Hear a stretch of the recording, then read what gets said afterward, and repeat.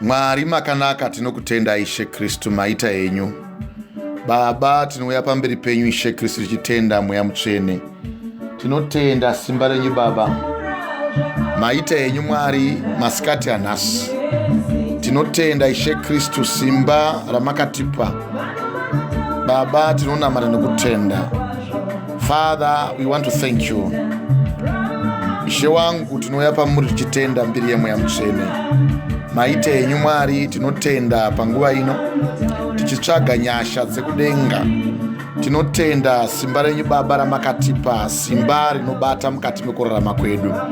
Ishe ndimi makatida tisati takuzivai, mukatirangarira Baba, mukatipa nyasha dzekudenga kuti Ishe Kristu tikunzwei mashoko enyu. Maita enyu Mwari masikati, madekwani, mangwanani, nzvimbo dzakasiyana siyana. Tinouya pachigaro chemutsa tichikumbira nyasha dzenyu, tichitenda Ishe Kristu rudo rwamakatipa kubva pakutanga. Baba tinonamatira upenyu, tichinamatira Ishe Kristu uvepo hwenyu. Tibatsirei Baba, mutidzidzise makwara Baba ekuti titevere. Baba tinoziva pamwe tinogona kutadza nekuziva, pamwe tinogona kutadza nekusaziva, asi Mwari tiregererei. Baba tinokumbira Mweya Mutsvene kuti utaure nesu. Baba nguva nenguva imi Baba ndimi munotidzora nemashoko enyu. Ndimi makaunza mwanakomana wenyu pano panyika kuti ani naani Ishe Kristu anotenda kwaari arege kuraswa, asi kuti awane upenyu husingaperi. Zvichidaro Baba tinotenda, tinoziva kuti Ishe Kristu kutongwa zvakunononoka, isu vanakomana vanhu vanosimbirira kuti tiite mabasa asakarurama. Baba tibatsirei, titungamirirei Baba mukati meupenyu hwedu. Tinotadza Baba nekuziva, pamwe tinotadza Baba nekuti mwoyo yedu inenge yasundirwa Ishe Kristu kune zvakaipa. Asi Baba tibetserei, tigonesei Baba, tichengetedze kana upenyu hwedu, miiri yedu Baba tiichengetedze, nekuti Mwari muri Mwari vakatida, muri Mwari vakatirangarira, muri Mwari zvakare vakaisa nyasha mukati meupenyu hwedu. Naizvozvi ndinouyisa Ishe Kristu vana venyu vanopupura kupupura kwokubata kweushe hwedenga. Baba varangarirei, vaitireivo zvakanaka. Vose vanopupura kupupura kwaJesu, Baba vangu varangarirei. Ndinonamatira Baba vana veDACC, ndichikumbira nyasha dzekudenga kuti dai Ishe Kristu nyasha idzodzo dzainda pavari. Mugare navo Baba, musavasiya. Baba ndinokutendai, mbiri yeMweya Mutsvene kutaura kwenyu ndo kwatinokumbira panguva ino. Tibetserei Baba, miromo yedu idzore Ishe Kristu mashoko anotibvisa pamuri. Zvatichapupura Baba pamusoro pemweya Ishe Kristu weupfeve, mweya wekuhura. Baba tibetserei, mutinunure, tidzidzisei makwara enyu akanaka, makwara anotirisa kwamuri. Tigare tiri mamuri, tinzwe mashoko matsvene anofana kuti atirumure kubva munyika. Baba munotaura muchiti hamuzivi here kuti miri yenyu iyi itemberi yaMwari. 1 Corinthians chapter 3 pavhesi ya16 to 17. Kana munhu akatadzira temberi yaMwari, neni ndichamutadziravo, nekuti temberi yaMwari itsvene, ndimi iyo. Baba maita, tinokutendai, tinokumbira nyasha dzenyu kuti dziuye dzitaura nesu. Baba mudzorei rurimi rwedu, maita henyu Mwari samasimba. Nyasha dzaJesu Kristu, rudo rwaMwari Baba nekuwadzana kweMweya Mutsvene dai zvava nesu kubva zvino nekusingaperi. Tinotenda. Haleluya. Ndinokuchingamidzai mama, masikati akanaka kudai. Maswera sei? Madekwana Apostle, maswera sei? Taswera kana maswera sei wimi? Maswera zvakanaka chose Apostle. Maswera sei vana veDACC kwose kwamuri kumativi mana enyika, nevateereri veshoko ndinokukwazisai muzita raJesu. Haleluya. Amen. Tinotenda. Dai Mwari vanga vatita zvakanaka, toda kubata mashoko aMwari, mashoko anotisa kudenga, tichitenda ivo vamene vatigonesa masikati anhasi, kuti ivo vatitendera kuti tiuyewo pamberi pechigaro chemutsa tinzwe mashoko aMwari, mashoko matsvene. Nawo tigotendawo zvakare vose vanouya vachibata nekunzwa mashoko iwaya kuti dai Mwari angavaitira zvakanaka, uye Mwari vamene dai vangavaropafadza upenyu hwevava vanoropafadzwavo navo Mwari, nekuti Mwari vanoropafadza kunzwa kweshoko ravo kuvana vaMwari, uye vana vaMwari vachitsaukawo kubva kusvina vachiunzwa muchiedza. Haleluya, haleluya. So toda kutenda Mwari tigokumbira ivo vamene vatibetsere panhaurwa yatichataura nayo kana kuti panhaurwa yatichabata pamusoro pemweya weruchiva, mweya woufeve, mweya wekuhura. Nawo iyi ndima ine mashoko makuru chaiwo atoda kuti Mwari vatibetsere, nekuti panongochiva chete munhu mweya wake watoiswa mukati mewakaipa. Haleluya, haleluya. So toda kuti Mwari vatibetsere, vatite zvakanaka, ivo vamene vatigonere, uye varamba vachibata matiri, tirambe tichipupura mashoko avo akanaka. So toda kutenda Mwari zuva rakanaka kudai tichakumbira mama kuti mutibatewo ndima dzakati dzatichaverenga. Asi tisati tatanga kuverenga zvedu ndima iyi, toda kuti muzive kuti kubva kare uku vanhu vanonzi vaifeva vakagara varipo. Saka kana munhu achiita ufeve, kana kuti mukaona munhu anohura, nawo uyo unodova mweya.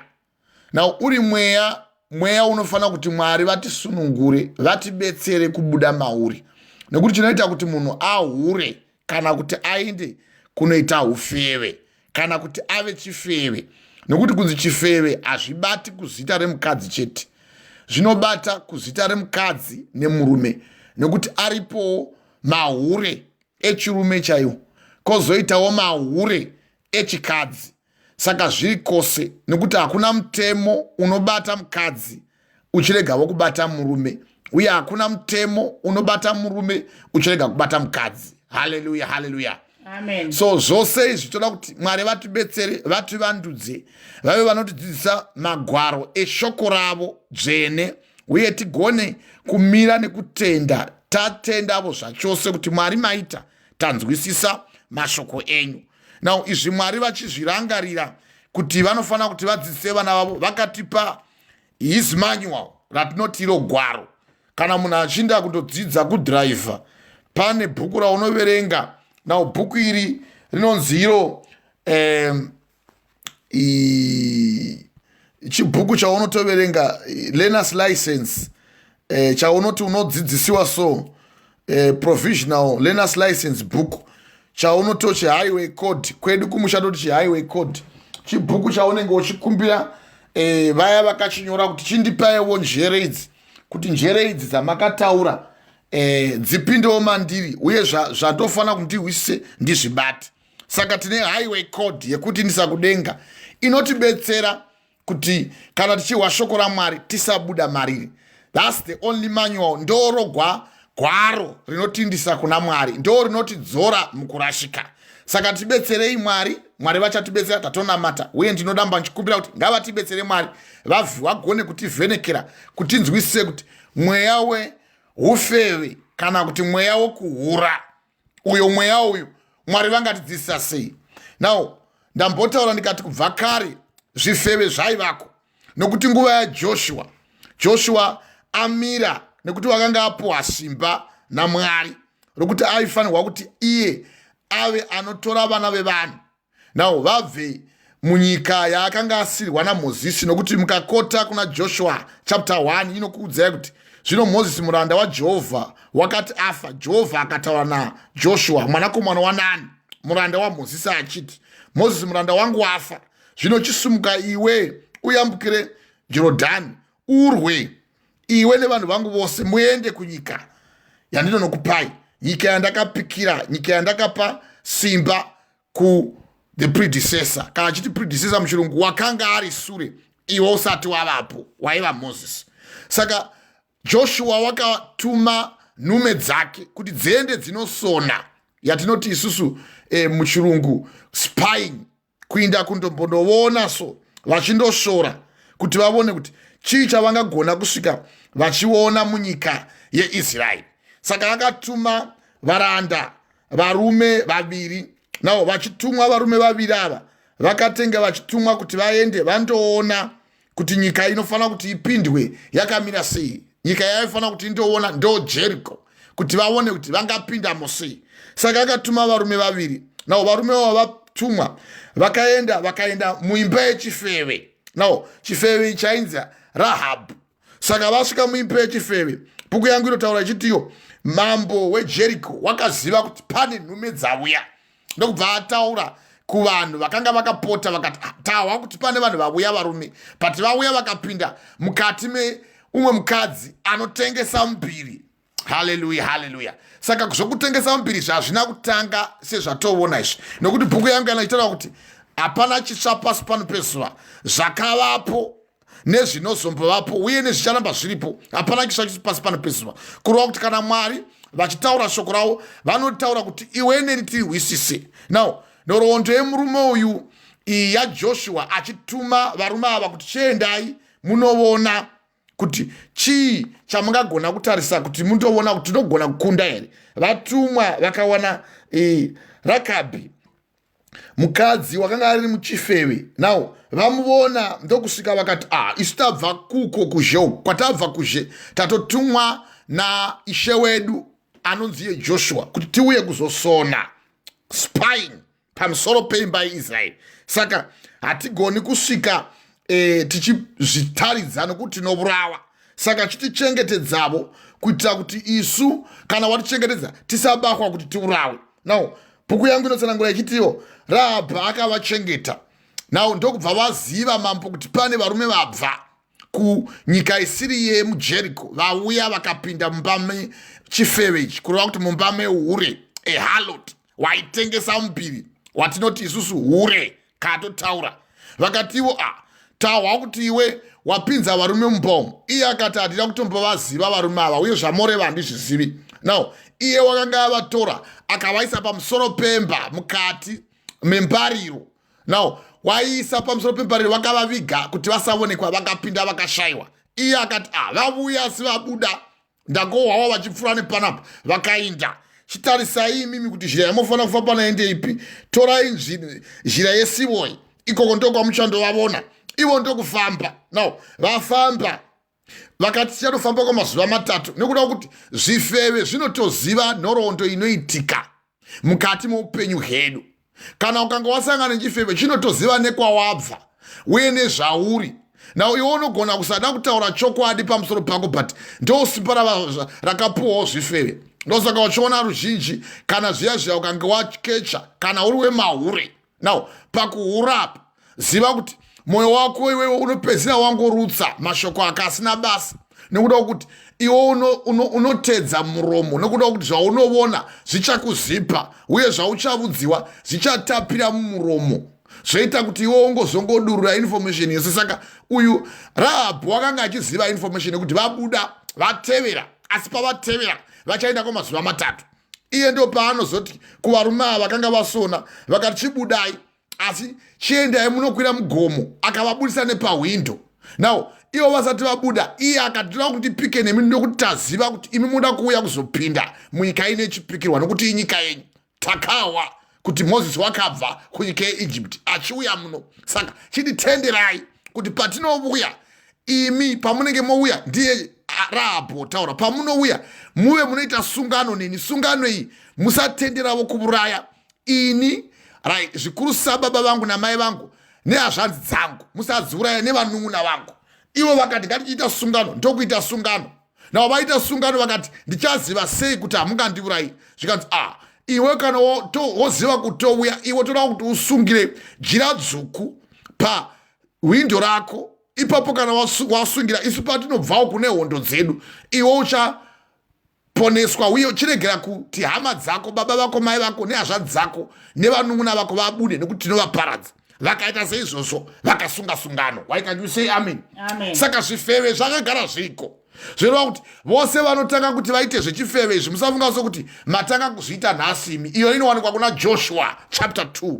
Hallelujah, hallelujah. Kubva pavhesi ya1 kusvika pavhesi ya24 ndo ndima yandandingokota iyo. Saka vakaita sungano, Joshua akauya betsera iyo chifeve. Saka wakatengesa fungwa panguva yana kutengesa mbiri, ivo vakatofunga sokuti uyu wauya achataura. Zvino vakangotiwo sezvaataura regai titevere nekuti hamuna munhu. Haleluya, haleluya. So tichizowa musoro weshoko ngokuti kana tichiti zvifeve hazvina kutanga nhasi, nokuti mukaenda kuna Muparidzi chapter 3 inokuudzai kuti musoro weshoko chinhu chipi nechipi chine nguva yacho.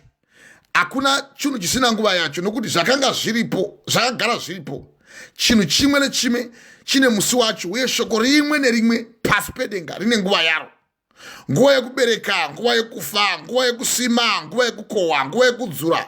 Nawo zvose izvo, nguva yekuuraya, nguva yekupa upenyu, nguva yekuputsa, nguva yose yekuita zvamunoda, nekuti hapana chitsva pasi pano pezuva. Zvose zvakambovapo, zvikavapo zvamunoona izvi zvakatomboitika. Saka musashamisika neizvi. Now John chapter 5 pavhesi ya 25 to 28. Musashamisika neizvi, nokuti vose varari muguruva vachashandugwa, vachamutsiwa.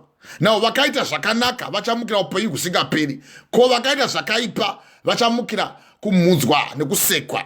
Now vakaita zvakanaka vachamukira kuropafadzwa naMwari. Saka tokuparidzira evhangeri kuti kana uine mweya uyoyo weufeve, wotogara waziva kuti iyi naye yanangana newe, uye unofanira kuti urumugwe kubva pairi. Haleluya, haleluya. So toda kuti tichibata murume ane nhoroondo yaakaita, nhoroondo yeufeve. Apa taakukumbira banje kuti mai vachiverenga distinctly tsamba iyi. Itsamba yandoda kuti tose tiwe tigamuchire, uye tifambe navo Mwari vatibetsere kwazvo, uye vatidunure, vagone kutizarurira mabwara avo kuti iwe neni tigone kurumbidza shoko ravo, uye tirambe tiri mariri Mwari wamene atigonese. Now inyaya yemurume wakanga anzi naMwari, ini ndakuda uri mwana wangu. Hakuna chimwe chinhu chakazoitwa naye chaakarashika, asi wakazoimba guyo akagunyora rungano rwake rwaanga aita nekurashika kwaanga aita kuna Psalms 51. Tichaiverenga ndima iyoyo. Asi nyaya yezvaakaita nekufeva kwaakaita ndokwatoda kuti tihwisise, uye kuti bate kuti chinoita kuti munhu afeve chii, uye chinozoita kuti munhu ava anobatwa nemweya wokufeva zvezvadini, uye kana uchinzi wafewa wadii, kana uchinzi wahura unenge wadini. Nekuti pane zvinhu zvinovapo zvatofanira kuti tive tinodudzira kutiti zveshuwa iwe wahura, iwe wafeva. Haleluya, haleluya. Now bhuku yangu yotsanangura kuti usava unochiva. Now iyo nyaya yekuchiva iyi inotobva kutanga ari meso zopinda kumweya unova mwoyo wako wonyengera manje. Now nyama yako ndio peyotadza. Hallelujah, hallelujah, praise God. Saka toda kuti tiverenge zvakanaka distinctly, zvakatsetseka, tigohwisisa isi kuti chii chatinonzi isusu kufeva. Asi toda kuti tange tambodudzira kuti Mwari vanoti chinyi tisati taverenga nhoroondo iyi. Verengai mhai mongoisa chigumwe ipapo pana 2 Samuel chapter 11 pavhesi ya 1. Asi toda kuti mungoita kuna 1 Corinthians chapter 6 kubva pavhesi ya 16. Mungowapa musoro pekufeva, uye pamusoro poupomwe. Nekuti kana watopomba wafeva, nekuti kufeva ndo upomwe. Kana uchivata nemukadzi asiri wako, kana kuti nemurume asiri wako, kana kuti uchinotsvaga mahure nemvana uko, na uchinotsvaga vaya vanofanira kuti vangonakidzavo nyama yako. So nekuti zviriko zvimwe zvinotoita kuti munhu angonakigwa nekungovona, nekuti vaya vanonakigwa vaya chinovavonesa meso. Kana meso avona oita kuti now pfungwa dzifarire. No, kana pfungwa dzafara manje zvoita kuti iko kufara kuye kunogutsa nyama. Yamunowa ichitagwa kuna Genesis chapter 3 pavhesi ya 6 kuti mukadzi wakanga waona kuti 1 zvakanaka kudliwa. Genesis chapter 3 pavhesi ya 6, nekuti misodzi yedu ni nyaya yamai Ivha vakakona kuzvibata. Vaudzwa kunzi ko imo morega seiko kuti mudle zvakamangaina Mwari mudle. Now vanhu vochanduka kuti kudla pamwe kufeva hai zvaingoreva kudla kwakuri kungoziva zvakaipa nezvakanaka. Saka vachivhunziwa kune nyoka kuti nai ndizvo here kuti mangai musadla michero yose iri panapa kuzveko muchero uri pakati pemunda weIdheni. Ivo vakati zvatakabudzwa naMwari takaina Mwari tisabata, tikatangobata gwava rufu. Now izvo vachibudziwa mai Ivha vaitofungidza kuti hatisi kuenda kuna Genesis mind, atindai kuna 1 Corinthians chapter 16 pavhesi ya16 chapter 6 pavhesi ya16 kusvika pavhesi ya20 tigozobata kuna 2 Samuel chapter 11 kubva pavhesi ya1 musoro shoko ubushaya wacho Dhavhidha naBhetshebha ndo nyaya yatinoda kuti bati iyi ndiri kungokotawo zvangu kuna Genesis chapter 3 kubva pavhesi ya6 inotogwa na Mwari vachiti mukadzi wakanga aona kuti 1 zvakanaka kudliwa 2 now zvinongwadza pfungwa now uchizviona kudla so zvoita fanenge zvongwadza pfungwa uye 3 now zvinogona kukupa zvichifadza meso so izvo ndo zvinongonetsa chete zvakanaka kudliwa now zvinongwadza uye zvofadza meso mukadzi ndokudla haleluya ingoiverengai zvishoma zvishoma kuti vanhu vaiwise Genesis chapter 3 pavhesi ya6 vangoiwisa vanhu kuti chinozoita kuti munhu achive aone chidzva chemukadzi now agozofunga sokuti chidzva ichi chinofanira kuti chidliwe ndofanira kuti ndipinde pakati pamai ava uye zvataona neskini yavo iyi kana vachizora kana ingava ambi zvino dzakauya dzikapisa vanhu kwazvo vabereki vedu vakapiswa zvisingambobviri neambi now vamwe vakazopedzisira vatoita fanike matsito nekupisiwa neambi izvo yanga iri nyaya yekutengesa mbimbiri vazhinji vamwe vaitawo nokuchena asi vamwe vaida kutochinja kuti vave vanotsuka ivo vari vakasviba nechekare Mwari vangangokusika nemufananidzo wako no zvozoita vamwe kuno vabayiwa nekusviba vozora madhiprezona no izvo kana azora manje wakuona manje pakati pezvigumwe apa nekuti panosangana bhonzo nenyama hapagoni kuchengesera haugoni kupachena pabvi hapagoni kuchenesewa zvinoita fanike munhu wadigwa mvura no munhu wangorashigwa kana rupisa gunopisa kuya no kana kuti muwa wadigwa mafuta nemurume kana nemukadzi anenge akubata uchiura vakadzi ndotsika yavo asi ngatiwe zvoita kuti mweya unonyengegwa sei uye chinozoita kuti munhu achive zvezvambofamba sei mugoverenga 1 Corinthians chapter 6 pavhesi ya16 tigozoenda pane nyaya chaipo pana 2 Samuel chapter 11 kubva pavhesi ya1 rangarirei kuti nyaya yechifeve iyi ndima dzakawanda idzi uye ukaibata haudombodi kuzombereka nekuti chaita part 1 nepart 2 kana tareka kuibata tobata futi part 3 why can't you say amen chiverengai mai kuna Genesis chapter 3 kubva pavhesi ya6 ndiyo yantongoona chete iyoyo tozoenda kuna 1 Corinthians chapter 6 kubva pavhesi ya16 chimbidzikai mai wavapo here mudikani wangu amen apostle verengatiwe Genesis 3 ungoverenga musoro weshoko ungowa nekuti chinoita kuti munhu achive kuedzewa chete nenyama kwangoona chete kuti ava vakanaka kuti ndipopinda mavari uku ndokuedzewa zvazvaa zvangondibatawo nekuti vanobakwa vayaka nevakadzi vevanhu vanokuti ndangobakwawo zvazvandibatawo verengai mai uwo mashoko anozipa Genesis 3 pavhesi ya6 musoro weshoko kuidzwa nekusateerera kwavanhu vokutanga zokororai zvenyu kuidzwa nekusateerera kwevanhu vekutanga nao ndo nyaya yekuedzwa nekusateerera kwevanhu vokutanga ndo zvinongoitika ipo pano ava vanga vari vokutamba Adamu naEvha asi chiwai yandoda kuti mungova vhesi ya6 tigoenda kuna yandataura ya1 Corinthians mozoenda zvenyu kutsamba ya2 Samuel chapter 11 verengai zvenyu mai pavhesi 6 zvino mukadzi wakati achiona kuti muti wakanaka kudyiwa 1 uye kuti unofadza meso 2 uye kuti muti unodika makungwadza munhu 3 akatora michero yawo akadii akadya akadivo akapawo murume wake ndozoitika pane vanohura izvazvo zvinhu zvamaverenga zvitatu izvo zvizvo kuti zvino mukadzi akati achiona kuti 1 muti wakanaka kudliwa ndozoita kuti munhu anyanye kuda kuhura so unozviona zvakanaka kuti zvofanira kuti zvidliwe izvi wotozipigwa kuti kana ndikasadla saka inini handisisiri munhu wakangwara zvoita kuti mweya wako manje uwe unosundigwa manje kuti zvanaka kudliwa now wazviona zvanaka kudliwa zvochifadza meso manje ndopooneka wochiti chiuyai muone hamuchigere kumboona ndina baba vangu vamwe vaiparidza vaidzi vachiweshi vaiparidza pamusoro pemakumbo kuti Elizabeth uyauone gumbo awa ndo vanonzi makumbo ivo munenge muchimavonawo zveshuwa nekuti anenge akazogwa mafuta ende anoita fanike asingaendi kutoireti iye abva kuita manyoka uko vazhinji vacho vamwe vanenge vadosotora nemimba ndoreva kumahure echikadzi ndichabatawo pamahure echirume anenge adosotora mimba now anenge asvotora mimba kana wangosangana naye uri murume vakaranga kana kuti vechishona kukura kwedu sitoziva kuti kana wangosangana naye kugwara unozvimba dumbu saka unenge waona zvakanaka kudliwa now izvi zvichizoitika kuti munhu azozvimba dumbu ozodi zvinozongowanikwawo nekuda kuti pane nguva yawapinda yanga isingafaniri kuti ipindwe asi uyu ndo basa rake uye vanoita izvo zvahavamiri nekuti vabvisa mimba vanodoramba vachitoinda mumabhawa umo vachifukura nguvo dzavo vachiita kuti nyama dzavo dzive dzinoita kuti dzive dzinoattracta kana kuti dzive dzinokwezva meso nekuti zvinofanira kuti zvive zvinongwadza pfungwa. Muchamu wamurume Dhavhidhi akaona zvakanaka kudliwa izvi akati hai zvanaka kudliwa rega ndichidla muchaiwa nditi mai iyoyo. Saka zvichinaka kudliwa nao hazvipereri ipapo zochiuya manje kumeso zofadza meso.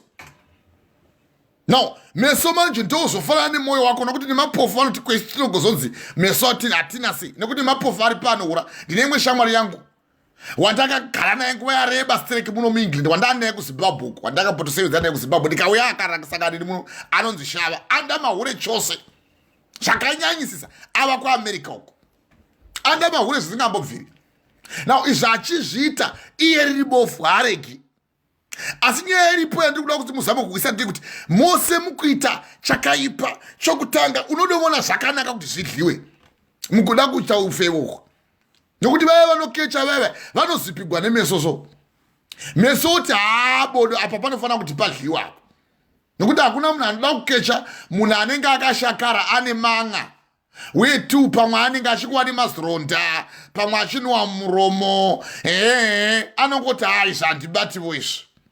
Saka vaya vanohura vaya vanozvichenesa mukaenda kumahure kana mukaenda pazvipero tengesewa paya mbiri mukaenda sekuharare kumaavenues unoona kuti vanenge vakashama vakadini asi vanotomeka sure kuti chinoda kuti chionekwe nevarume magaro uye nezvidzva izvo zvoita kuti anovona uye ave anoshandugwa meso zvofadza meso manje. Nao kana zvafadza meso izvo zvoita sekuti wafadza meso zvongwadza pfungwa. Na kungwadza pfungwa hakusi kungwara zvokungwara ngwaduka na vamwe vanotoita vakadhakwa kuti regaidise veve nekuti 1 zvinhu zvakanaka kudliwa 2 zvofadza meso 3 zvongwadza pfungwa izvo kungwara ngwaduka sempanje kudai munhu anoti kana asvina uoneongoseka nechosekesewa hauzivi chosekesewa chii nekuti wapuwa umwe mweya usisiri iwo waanofanira kufunga naye. Ndo zvakaita mai ava misodzi yedu imaya yamai vahana vakakona kuzvibata nekuti kutanga kusati kwatanga mavambo nyika yakatoitwa reborn of water yakatozvagwawo kubva panyika kubva kudenga kuna Mwari nyika ichibuda ikatobudawo mvura ndosaka chiri baptism mvura bho zita rababa remwanakomana nemweya mutsvene.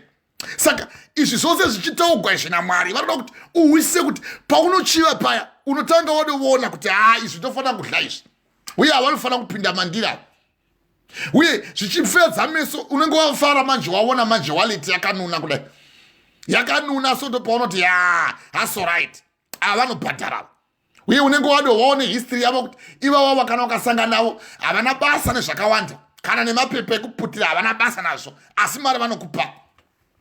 Zvose izvo zvichiitika kusaputira kuputira izvo kutadza hazvinei nekuti waita mukuvanda kana waita mukuchengetedza muviri wako watadza nekuti pamunosangana pepe muri vaviri muchisangana zive kuti pamunosangana pane zvinhu zvinoitika na uchiindai manje muchiwa manje kuti muwe kuti pamunongosangana paya muchaziva kuti paakatoita yeDhavhidha taakuda kuchiinda kunoverenga tsamba yake patoda kutiwisa kuti muchiwa kuti pamunongosangana muri vaviri pepe 1 zvakanaka kudliwa 2 zvafadza meso 3 zvinongwadza pfungwa izvo kungwara ngwaduka uye kungwadza kwacho pfungwa kudozvinyudza nemari yose kana maamatambira baba mai yose yadopera watora mari yamai vadoisa pahomwe kuti muchadii hazvichabetseri.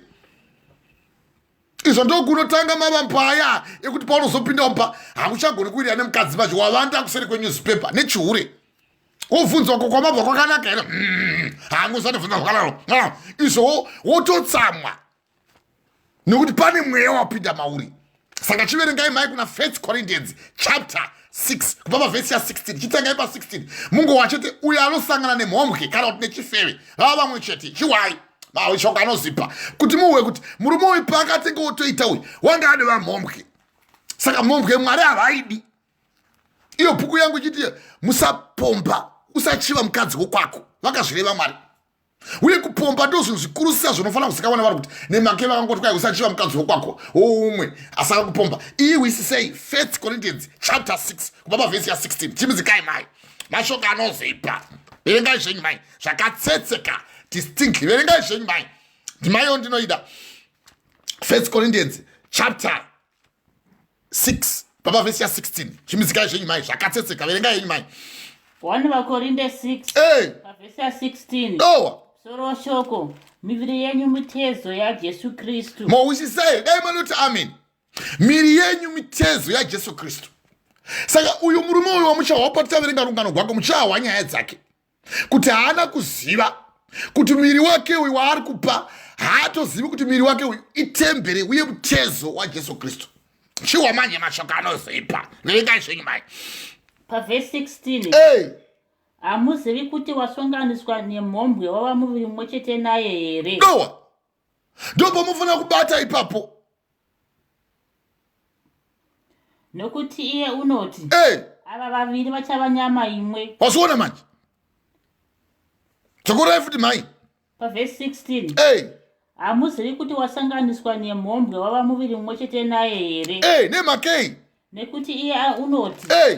ava vaviri vachava nyama imwe ko hamuzivi here kuti kana munhu akasangana nehure iye ava hure izvo zvizivei izvozvo ndimwari vari kureva izvi ko hamuzivi here kuti kana John akasangana napegi iro rava rimwe hure iro ratoziva iro rekubhuruwa yoko chitori chipoko unotova mweya weshina wakamuka odovukavo uyu wakadomutsiwawo nevamwevo hama dzake kuti muka utsvaga kakuuraya pegi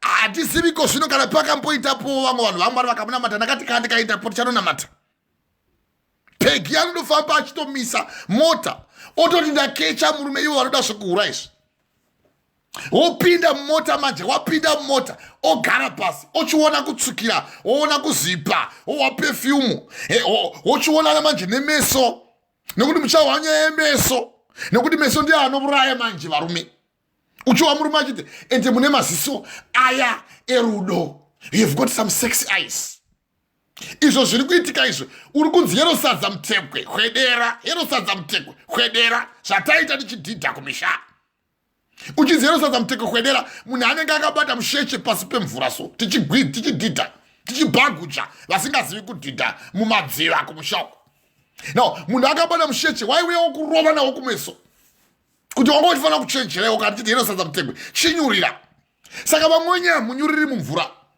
kureva kuti hamunzvengi zvivi kuna Job chapter 1 pavhesi ya1 makanga muine murume munyika yeUzi murume uyu wainzi Job murume uyu 1 wanga akakwana kunonzi kukwana kureva kuti hapana paainzi iye hazvipo paari righteousness was upon him kururama kwanga kuri paari wanga akakwana wanga akarurama waitya mwari kechifo wainzvenga zvivi saka kana ukaona iwe wasanganiswa manje nemhombwe waziva kuti mwari vari kuti iwoko hamuzivi here kuti kana munhu akasangana pamwe chete nemhombwe iye wava mhombwe kana watongokotamira pamusoro pemhombwe iwe wavawo mhombwewo izvo chitozvizivai nekuti shoko ramwari noti vaviri vachava mwana mwenye chete Genesis wakaireva wakaikota vaEfeso chapter 5 vakaikota handisi ndinoreva izvozvo ndimwari hande zvinhu machipidzikai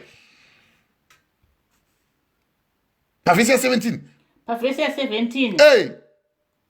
asi wakasonganiswa nashe wava mweya mumwe chete naye wazviona manje saka kana iwe ukasanganisana nemhembwe nemhombwe wadovawo mhombwe wadovawo hure kana uchitoti mukadzi wangu anohura iwe unodohurawo nokuti mweya uri paari uri pauriwo nokuti wakatosangana naye kana murume akatohura uko zvotoreva kuti nemurume uri adovawo hure mwari kana vadongoona zvanodaro matosviba but uchawa manje zvinotaura Mwari pavhesi yokusvika pavhesi ya20 tigonoverenga rungano rwaDhavhidhi kuti patotoverenga rungano rwaDhavhidhi wavhurika manje pfungwa. Unenge wakuziva manje kuti nhoroondo iya yandawa ichiparidziwa pakutanga ngaichindibata uye ndisazotevera zvakadai uye zvine mubayiro. Haungoiti nekuti chivi chose chaunoita chine kutongwa. Ndakambokubudzai ndikati Mwari haatongi vakaipa kana kuti vanoita zvivi kana vakatendeuka, uye anoregerera avo vanotendeuka pazvivi, but haafa akaregerera chivi. Haafa akamboti iwo ndaregerera kusaba, kwete.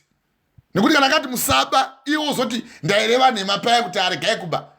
Kana akati musapomba, kupomba irima, no, hamuna Mwari imomo. Saka zikai maichiwai Mwari handi mama professor asi vakasanganiswa naShe naivo Mwari wavanyama imwe chete. Chinzwai manje kuti vari kuti chii pamusoro poupombwe, pamusoro pechihure.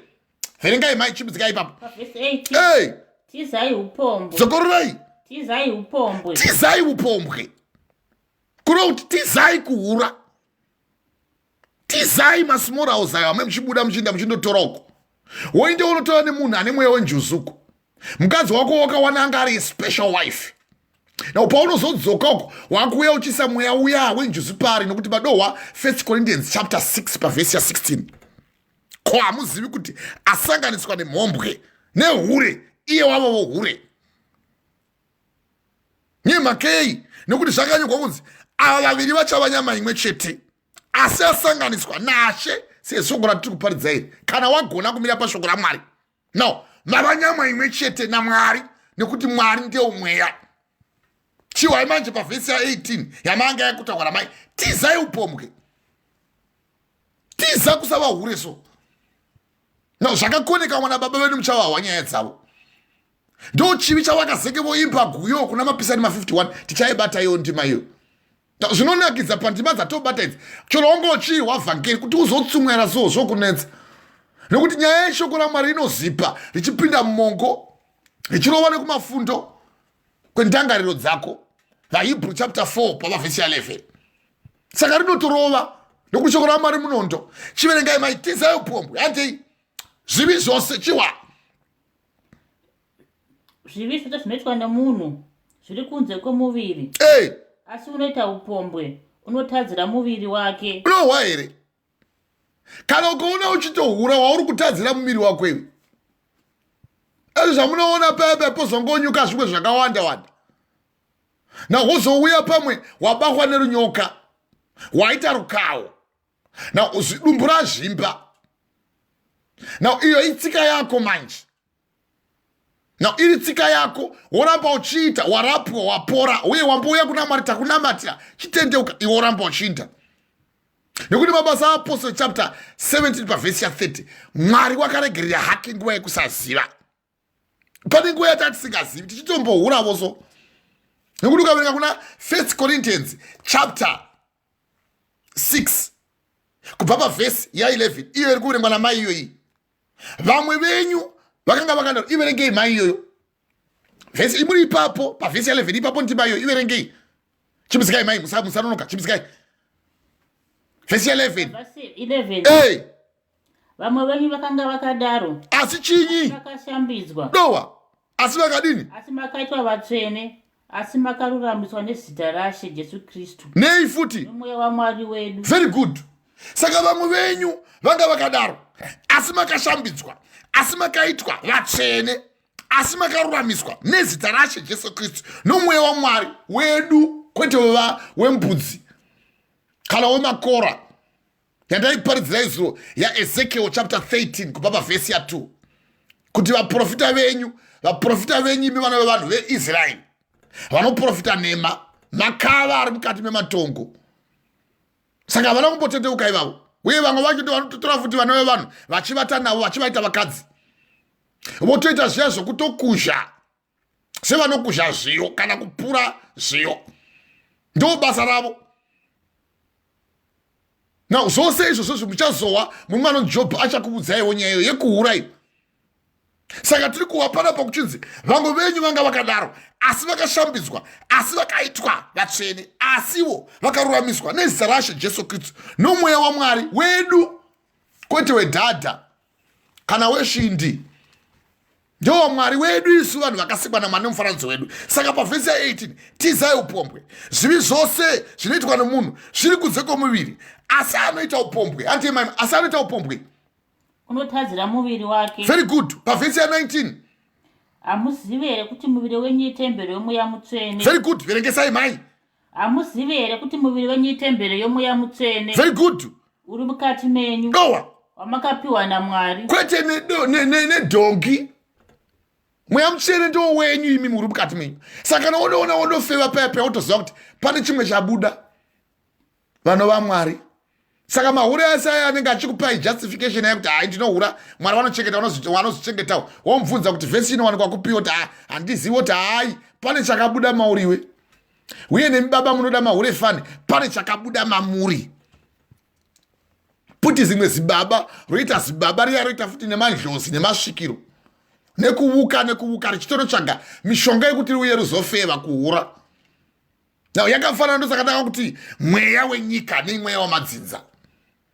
Panogona kutoita rimwe zibaba zisekuru raihura kwazvo nerimwe zimpuya zitete ranga riri hure remakoko.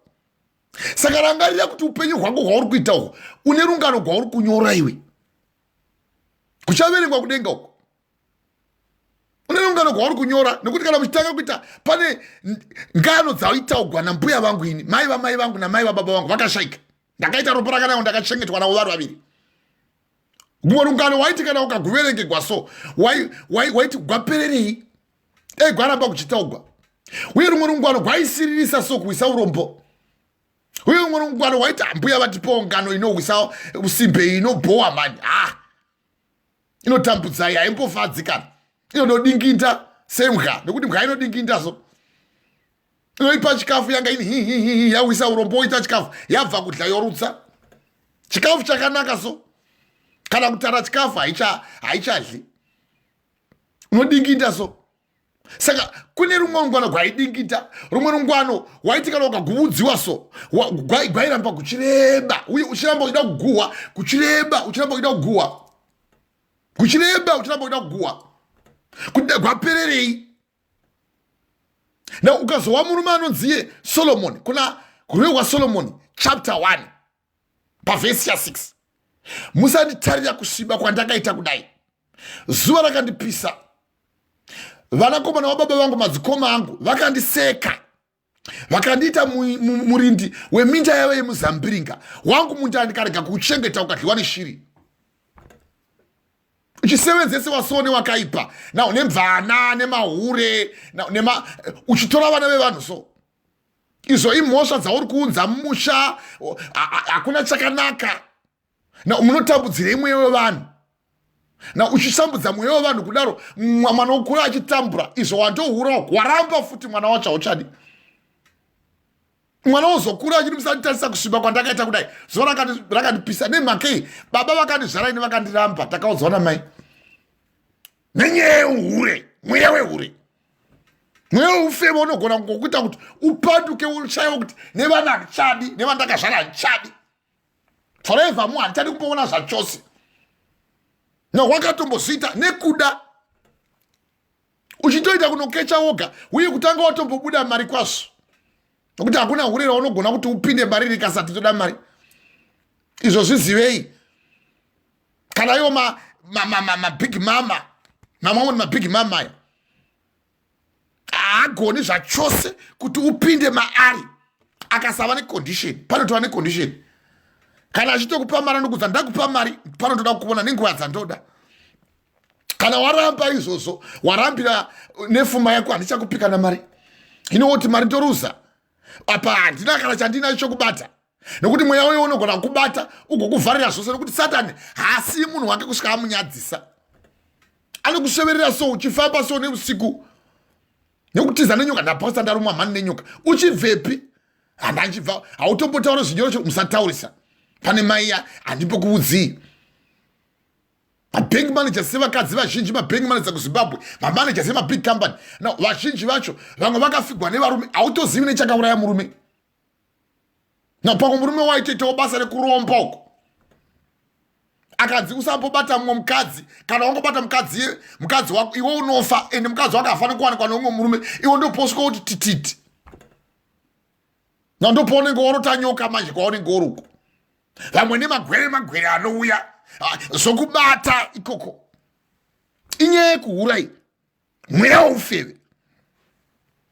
Kana wakubata so, unogona kubata ugokusundira kusvina kuti unyadzise miri yako. Iwe unotogona kutsinirana zvokwadi yaMwari nenhema, kunamata hure kudarika ivo Mwari vanofanira kuti vakudziwe nekusingaperi. VaRoma chapter 1 pavhesi ya24 na25.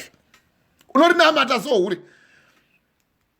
Riko kuita muranda, unoita muranda wehure so. Unokuudza kuti pana mubudi. Pano chaipo kana madoda kutobuda tanga emaparipa. Kondoripa nei condition. Condition ye pano kana wangobuda ini wese wantovata naye akasabhadhara. Ndakaenda kwa Ndunge huko. Ndokana wangu wakuti Ndunge manje musoro wako watoboila. Munoda chinyi? Ndotoda condition yangu inini. Kana matotipinda pandiri kudai so, kana usina kubhadhara chisiya izvi. Wozodzoka wava nemari. Nokuti kana wangorega kudaro ndokutaura unozvipa dupu. Ende uchitozvipawo dupu nokuti vanenge anonobuka uko. Ndosaka uchiwa Mwari vaitaura kuti hamuzivi here kuti wasanganiswa nemhombwe, uyo wava nyama imwe chete nemhombwe nehure. Watovawo hure. Nekuti chisungo chaakaita yatoti covenant. Yaakaita kushoko iwe wanga usipo iwe. Uye aita covenant iyoyo, iwe wototenda mucovenant iyoyo nokuti iwe wapindawo mukati mairi kuti madova nyama imwe chete. Niye anoduudza kuti sungano yangu yandakaita pasikarudzi yangu kuti uwo unopinda pairi ndeyakati. Kana waramba sungano ichiwisisa ndo zvainoreva. Inokuti wofa, uye kuti ufe nekuti wakona kubatisa sungano yekuti wafadza sikarudzi yako. Zvichingova zve2 minutes futi. Kuti kwavaiva noti kwai totambura panhovo, yes zvinowanikwavo izvi zvati zvirambi zvasi kuti uchizviita izvozvo vamwe vacho vanenge vazvitamba nje. Nekuti 1 zvezvakanaka kudliwa, 2 zvofadza meso, 3 zvongwadza pfungwa. Pfungwa dziya dzongwara kwanika kuti ndigone kuti ndimufadzi wenemeso angu kuti avone kuti ngo ndakapenga chipoti pai. Moita munowisisa kuti musoro theme of this past 2 weeks. Mweya wenyika nemweya wamadzinza. Unenge woenda manje kuna Nampareko ndipewo mupururu. Ndakataura nomubereki wangu kumusha baba vangu chaiwo. Imunopenga here zira kwanza ndakawana mukadzi muduku. Uye handipotambi. Kati munopenga here. Izvozvo kana zoita kuti mweya uyoyo manje kana une mweya wokuvuka, mweya yose inenge iri pauri. Nekuti Jacob chapter 2 pavhesi ya10, umwe nomumwe anodarika murawo umwe chete wava nemhosva kune wose. Why can't you say amen? Amen. Saka wangovuka kuchihura uregi. Nekuti kuti chanotora mushonga uko. Mushonga uyo kutora ndekuti uwane mvana. Saka mweya wenyika nemweya wamadzinza unobata rimwe zisekuru rari rihuri remakokoso. Ugondotobikiswa doro wotodzi uyo tamuvukawo. Ndai kuparidza nyaya yekuvuka iyi. Zvino apa tikutaura mweya weufeve. Ronoenda dzinza so. Havave kwapape ukangopinda so pagedhi iwe unongoona so, ende vakazvagwa vana ivavo but hapana kana akawanikwa. Ipapo kana iwe unongonosharudza waunoda. Ende vazhinji vacho havatombodi protection. Nemari yakawanda ukangoenda ne5 rand iwawo iwe ungoenda nemari yesadza uchaona. Nyuma nje kwadzoro kwa matumbuto kwadzomanyira. Iwe wofunga kuti wawana chinhu chemahara. Imi muchiziva kuti neChina chaicho munogara muchiti hazvizvezvinshongo hazvigari. Zvinova kufa chaiko zvinongofa, zvinongoita sedova so. Ndio masikigwa akakwekwawo munhu kaenda kuna Job chapter 4 tiri kubva pavhesi ya1. Munhu akaberekwa nemukadzi ane mazuva mashoma ekutambudzika. Vanotambudzikira muna Mwari vakanaka, asi vanotambudzikira manje mukuhura vane njodzi. Nokuti wava nyama imwe chete. Saka tizai upombwe. Nokuti zvivi zvose zvinoitwa mumunhu zviri kunze kwomuviri, asi anoita upombwe anotadzira muviri wake. Hamuzivi here kuti miviri yenyu iyi itemberi yaMwari, uye miviri yenyu iyi itemberi yemweya mutsvene ari mukati mamuri wamakapiwa naMwari, wedu uye wenyu imi. Mukawa kuna 1 Corinthians chapter 3 verse 16. Andani anotadzira muviri wake. Now, anotadzira muviri wake naMwari vachamutadzirawo. Nemakei nekuti watadzira muviri wake watadzira temberi yaMwari. Nekuti temberi yaMwari itsvene ndimi iyo. Why can't you say amen? Amen. 1 Corinthians chapter 3 verse 16 kusvika verse 17. Hino isusu yatobata verse tinobata verse kubvira verse to verse. Kuti vanhu vazive. Kana tozotoverenga imwe nyaya yaDhavhidha tinogona kutoirova nyaya iyi tikasagona kubata nyaya yaDhavhidha asi ndikaitibate nekukasika kuti tingoiverenga kuita kuti tozoibata papati 2 muhwise. Nekuti vanokupai chivhenekero kana kuti kuzaruriwa neshoko iri ndiMwari. Havadi kuti murashike uye havadi zvachose kuti murarame muri mukati menhapwa dzokuitwa varanda vechihure. Kana ongonohura kushoko chero kauya wakafumbira muromo kanogeza ukadini neshawa nechinokati havana kutiona nemuromo wanga wachikiswa nehuri ranga rakazvimba muromo. Hino mamwe mahuri anoganga manje iyemi munobva kumabasa munobva mondohura anoisa lipstick kumusana kwakoko usingavoni so uende munenge muchida zvedoro nekugosha so kuti sorry sweet ndandosvedza iye achitira kuti mukadzi uku avone lipstick iri kumusana richidova kuti unenge uchidrive pano pokuudza. Ndo zvinoita manje izvo zvesatani kuti unonyadzisa kumukadzi uku iye achitira kuti iwe ndorambana nemukadzi uku nokuti iye akarambiwa nemurume nekuda kwechihure. Saka woti hati waneshayisano iye anohura kwandiri azi kuti ndakarambiwa nemurume nekuda kugura. Saka ndoda kuti arambiwo mukadzi wake. Kana aramba mukadzi wake ndochimuita bhora manje auya pano. Asi handibiri kura handipo miri ndokaramba chiura mweya woufeve. Can you say amen? Amen. Intima dzakawanda idzi dzakawandisa stereki uye kana tikupupurei tinokupupurei kuti Mwari wamene akushandurei uye muve matsvene kwazvo pana Mwari. Musangofamba sezvihuta so.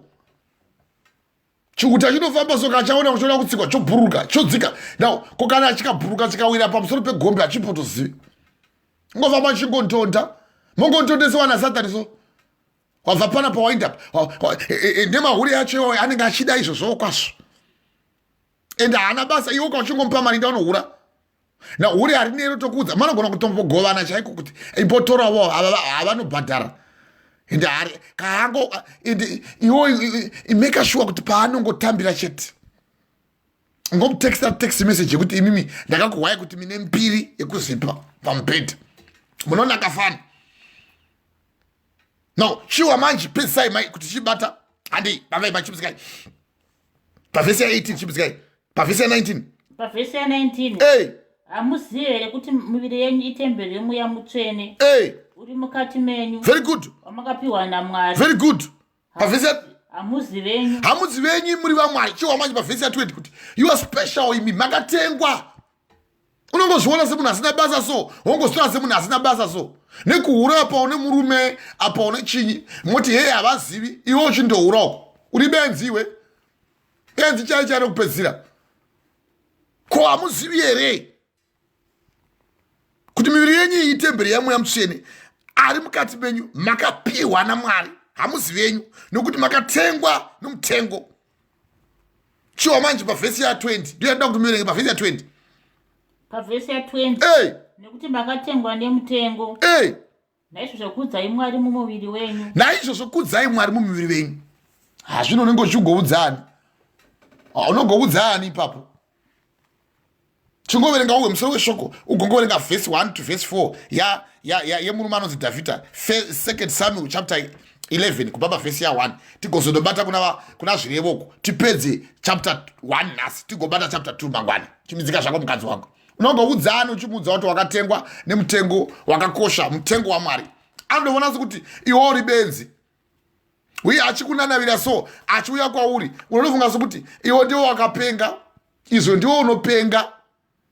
Zvizivei makapenga mudhara imere iwe uriwo uchinzi uri benzi wakanoshandura chaiko nyama yako kuti ive nyama yekupa kumunhu ane mweya wesvina imova vamwe chete mune svina. 1 Corinthians chapter 6 pavhesi ya 16. Chiverengai mai musoro weshoko tipedze zvedu toda kufamba tangusana nguva duku haleluya praise God. Verengai zvenyu mai 2 Samuel chapter 11 pavhesi ya 1 musazipigwa nemhari dzomai. Verengai chimbidzikai. Dhavhidha naBhetshebha ndo musoro shoko. Chimbidzikai. 2 Samuel 11 Hey. verse 1. Hey. Musoro shoko Dhavhidha naBhetshebha. Very good. Verse 1.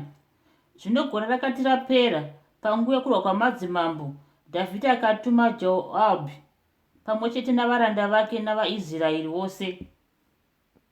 Vakaparadza vana vaAmoni, vakakomba vaRabha, asi Dhavhidha vakasara Jerusarema. Handei zvirifambai.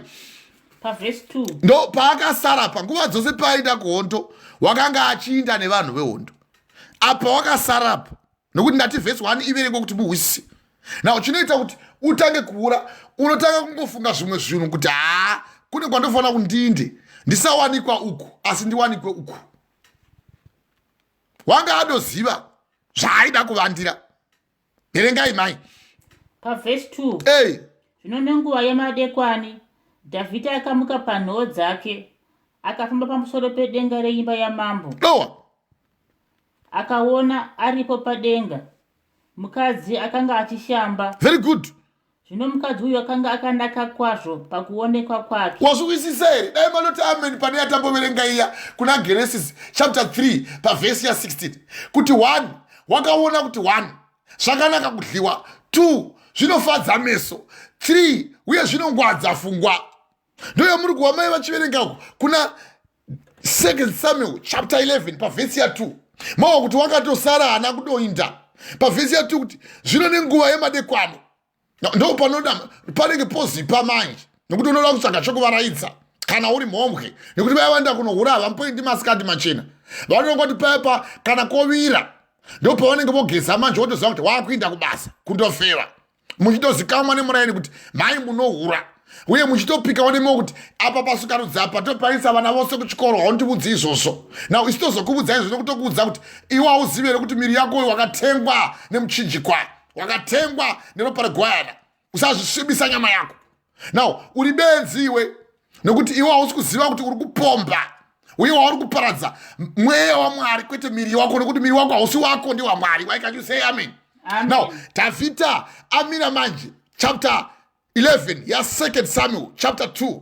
Zvino nenguva yemadekwani Dhavhidhi wakamira. Hande mai izokorore vhesi yo tinoida. Verse 2. Hey. Zvino nenguva yemadekwani Dhavhidha akamuka panhoo dzake. Dowa kutomuka pambedha ndopaanga akavata famba. Akafamba pamusoro pedenga reimba yamambo. Akafamba pamusoro peimba yamambo. Iye ari mambo nokuti anga ari mambo achitomema kwazvo. Izvo unogona kutozviona uchitoona nevasikana mvana dzichipfuura neparodhizo achitopfuura so mukadzi kuti that's alright. Avo ndikasapinda mavari ina handisina kungwara ini. Uye vanotoziva kuti ndonzi haiwa just in mine, cobri mine, test gadimani. Uchitozvipa nemazita just gadimine. Haiwa ndonzi mucheka dzose uye ndocheka dzose mbezo inopinza kane pamusoro pebwe. Uye hai ndiri ndururani. Izvo uchitozvipa nemazita. Makadiva just by mine uchitozvipa nezita. Uchitonzi uyu hauri mbezo chaive ndio unenge uchirova nekurova neparwari padombo romusarasara nokuna diamond kuoma pabwe chaiko chaipo regomo chaindorova. Uye angopfuura nepangu kudai newandakapuwa nasekuru vangu ndipo tambi wakanovuka na wokuvuka mweya uya watevera newe manje chipinda muchihure nokuti diablos ndo wakaipa. Makaiverengesewa iya namai kuna mabasa apostle chapter 13 pamavhesi ya 14 pamusoro pa Jesus wainzi Arimas atonyeba trade name akanzi nekuipa kwakoko kubva zvino vabofu hauchavoni zvachose. No ndo pamwe wabhuku ichiti wakati ataurirwa izvozvo ndokuona mhute pamberi pake nerima. Haiwavo mesa hapachina. Imuchiwa kuna vaRoma chapter 3 pavhesi ya chapter 6 pavhesi ya 23 kuti mubayiro wezvivi ndo rufu asi mubayiro weupenyu husingaperi ndo muna Kristu Jesu. Izvo zvose izvi uchizviita izvi uchitoona kudai pane kwauri kuenda, pane kwauri kusundigwa uye haurarami kusvika rini. Variko vakahura kwazvo takavacherera vari pasi apa 6 feet vakatofa nechihure ichocho.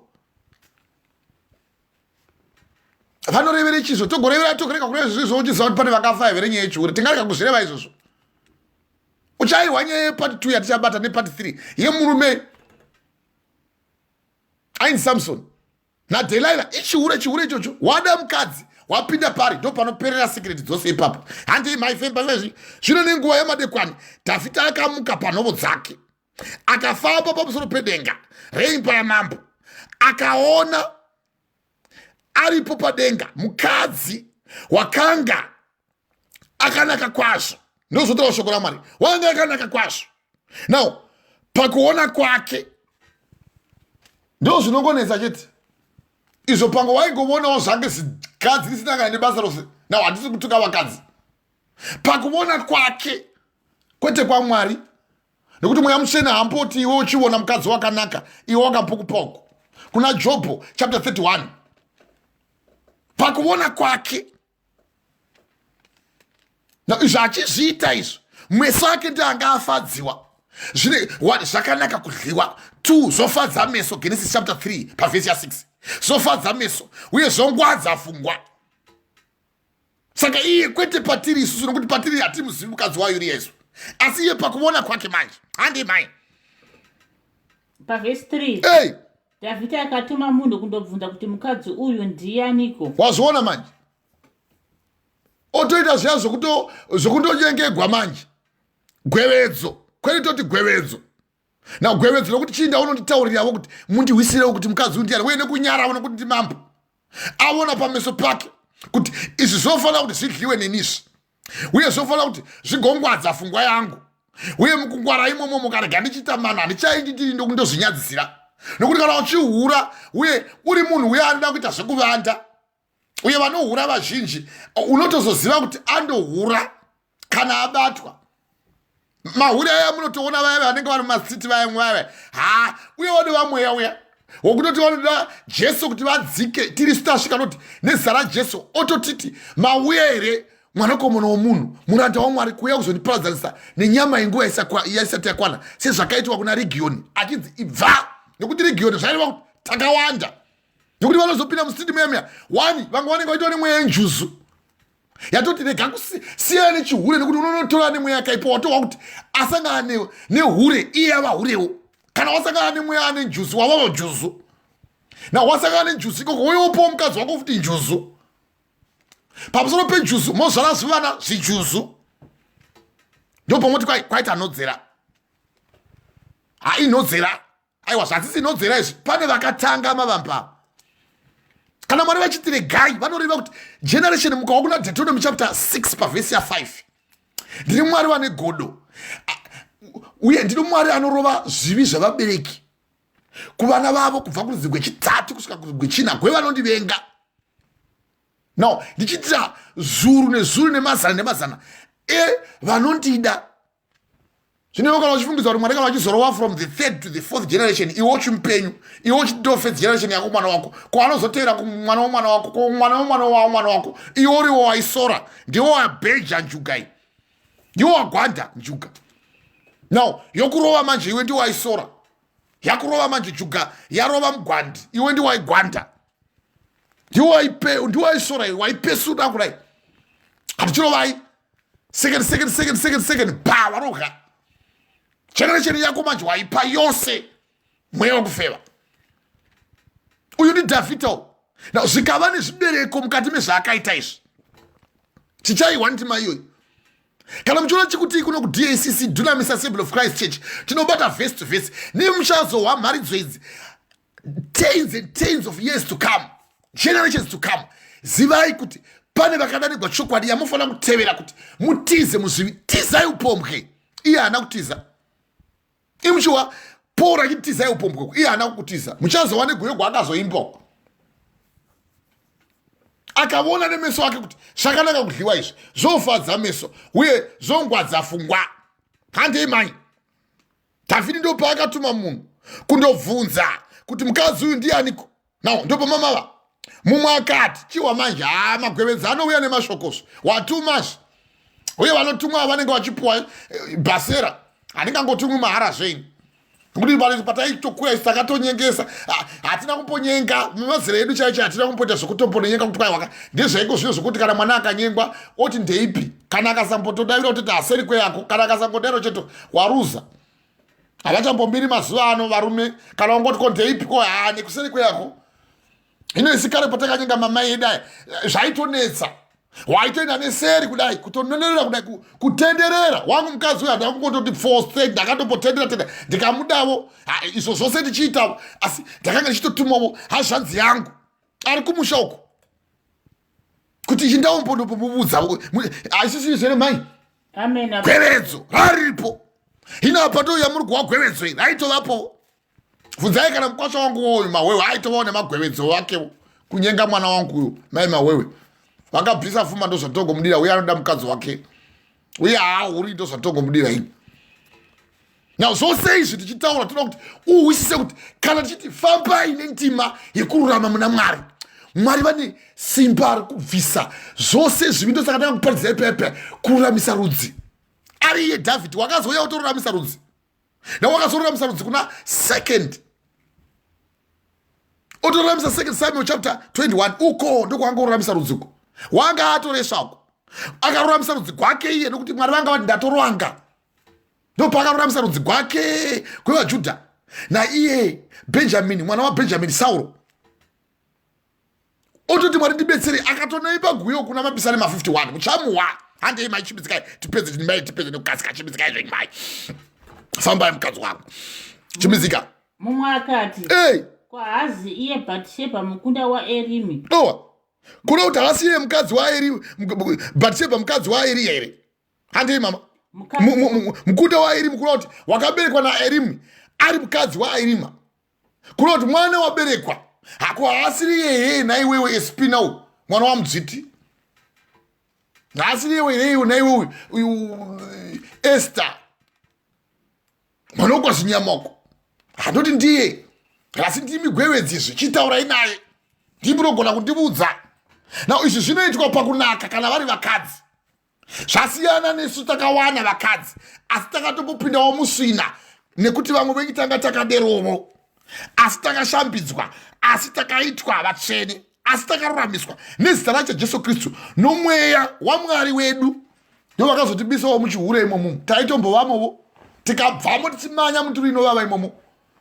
Saka tokuparidzira kuti izvi tokuvudza takatoda mwana Mwari kudai experience is the best teacher chero ukati hauzviiti nemeso ako uye isitava nemweya wemeso manje nemweya wokudenga totoona kuti hauri nhubiwe otora mamai evanhu iwe ndiwo unoita basa rekutora vasikana vechikoro unoita basa rekuita mubvovhovho naune vamwe vanotoita mubobobo chaiwo chaiwo mubvovhovho kana musina kuda mwana Mwari ndosaka chiti tendeukai tizai kuzvivi norohwa nemurume umwe anenge ane muboboboko anenge akanorwa mubobobo munhu ane njuzu kuiwavawo nenjuzu nokuti haudi kutiza musvina unongoda kuramba uri musvina. Saka Mwari akavaisira kusvina kuti vanyadzise miri yavo avo vakatsinhana zvokwadi yaMwari nenhema nana Mwari ndianakambokuudzai Mwari anobatsira anozobatsirawo makambona zvichiitika here kwakai nani akangokuudzai izvozvo wanotsinhana zvokwadi yaMwari nenhema wotonamata chihure so makambozviona kupimi ungashayiwa boyfriend mukore uno naimi maishwa chero mukava nemba ora ichinzi boy iwo kuchinzi naMwari tizai upombwe na upombwe kana fornication kutovata nemukadzi musati mawanana pasina sungano yaMwari zvoita kuti vazhinji manje vachirasika uchiwa kuna Matthew chapter 19 pavhesi ya 9 kuti murume afani kuramba mukadzi wake asi kunze kwechikonzero chimwe chete choupombwe uye hazvibati mukadzi chete zvobata nevarumewo kana wapompawo rambwa zvinozi takaiti gwanyasha ndichitombori huro kusatada mwana Mwari Mwari vakandiregerera mukadzi wangu uyu ndichitohura chaizvo. Saka tikuparidza kuti upanduke nekuti vamwe vedu tanga takaita saizvozvo asi takashambidzwa. Why can't you say amen mama? Amen. Iwo tofunga kuti tikuparidza nekuti tikukuparidzira iwe tine personal newe personal yeye newewe yeye yatinogona kuwana kwauriwe yaungatitaurira chaiko personal yeye uye nechihure chacho haugoni futi chihure chako chakapusa nekupusa kwako sana naro kukutambisa chamunhavatava isi tinotopupura kudaitini taihura vavana mumbotozvibata madzimai but tisingazvirove matututu nokuti vakashatwa kukunya kwamwari vakamufanidza nemunhu anofa nakubvira pakutanga kwenyika nyika yochisikwa nesimba rake guru risingaonekwi nezvose zvose zvakatadzwa namwari kuti vashayiwe pembedzo pazviri varoma chapter 1 pavhesi ya19 handigoni kuwana pembedzo kuchihure chandaita ini wotoda kutochinja kuti nirava vasiparidza ndo vatoda kubata vanga vachiti vaihurawo navo saka indorega nekuhura unopenga iwe kupenga chaiko chaiko kana uchiramba uchihura ziva kuti pane pauchakotama uchiwa varume vana Dhavhidhi vakadzi mwana wangu wandakada anhorondo yakadzika hatidzike yedu mai ko hasi here mukadzi waBhetishebha mukunda wairimu mukadzi waUria muHaiti handei mai chimuzikai pavhesi 4 Dhavhidhi akatuma nhumbe kundomutora akasvika kwaari akavata naye ndo pane nyaya chete ipapo nokuti wanga aona nemesoso ndo yandati itoda kuti ngoipedza kusvika pavhesi ya4 hatikangamwi pavhesi ya4 topoda kumira no tichatipedze pavhesi ya5 chimuzikai maita ndati pa4 kana pa5 chimuzikai Dhavhidhi akamutora right nonhume akatuma imwe nhume kundomutora akasvika kwaari akavata naye handei in brackets nokuti wakanga anatswa pakusanaka kwake wazviona manje nekuti wakanga anatswa pakusanaka kwake watochinjiwa naSatani so we have been tained around newakaipa so kuti iwo ufunge kuti wanaka iwo wadi wabenzi kuti makapenga iwo uchipenga kana mambo wanichi kutaura izvo zvezvo Dhavhidhi akatuma nhume kundomutora akasvika kwaari akavata naye radova hure manje iwo ukati tizai upombo iye haana kutiza no ukaona shoko iroro rakanzi ini brackets hapana kuti brackets iri papo maiti kukokotawo kuno kuti tida kuvhura hapazvo zvakanyogwa ipapo ma amen apo in brackets nokuti iye wakanga anatsa pakusanatsa kwake chiwa manje pavhesi ya uchidzika iye akadini iye akadzokera kumba kwake mukadzi akadzokera kumba kwake vazipana zvavo nekuti vanohura vese havagareko peperendi but pane chadzvarwa handei pavhesi 5 chadzvagwa manje chiwa chadzvagwa pavhesi ya5 mukadzi akatora mimba very good akatuma shoko kuna Dhavhidhi very good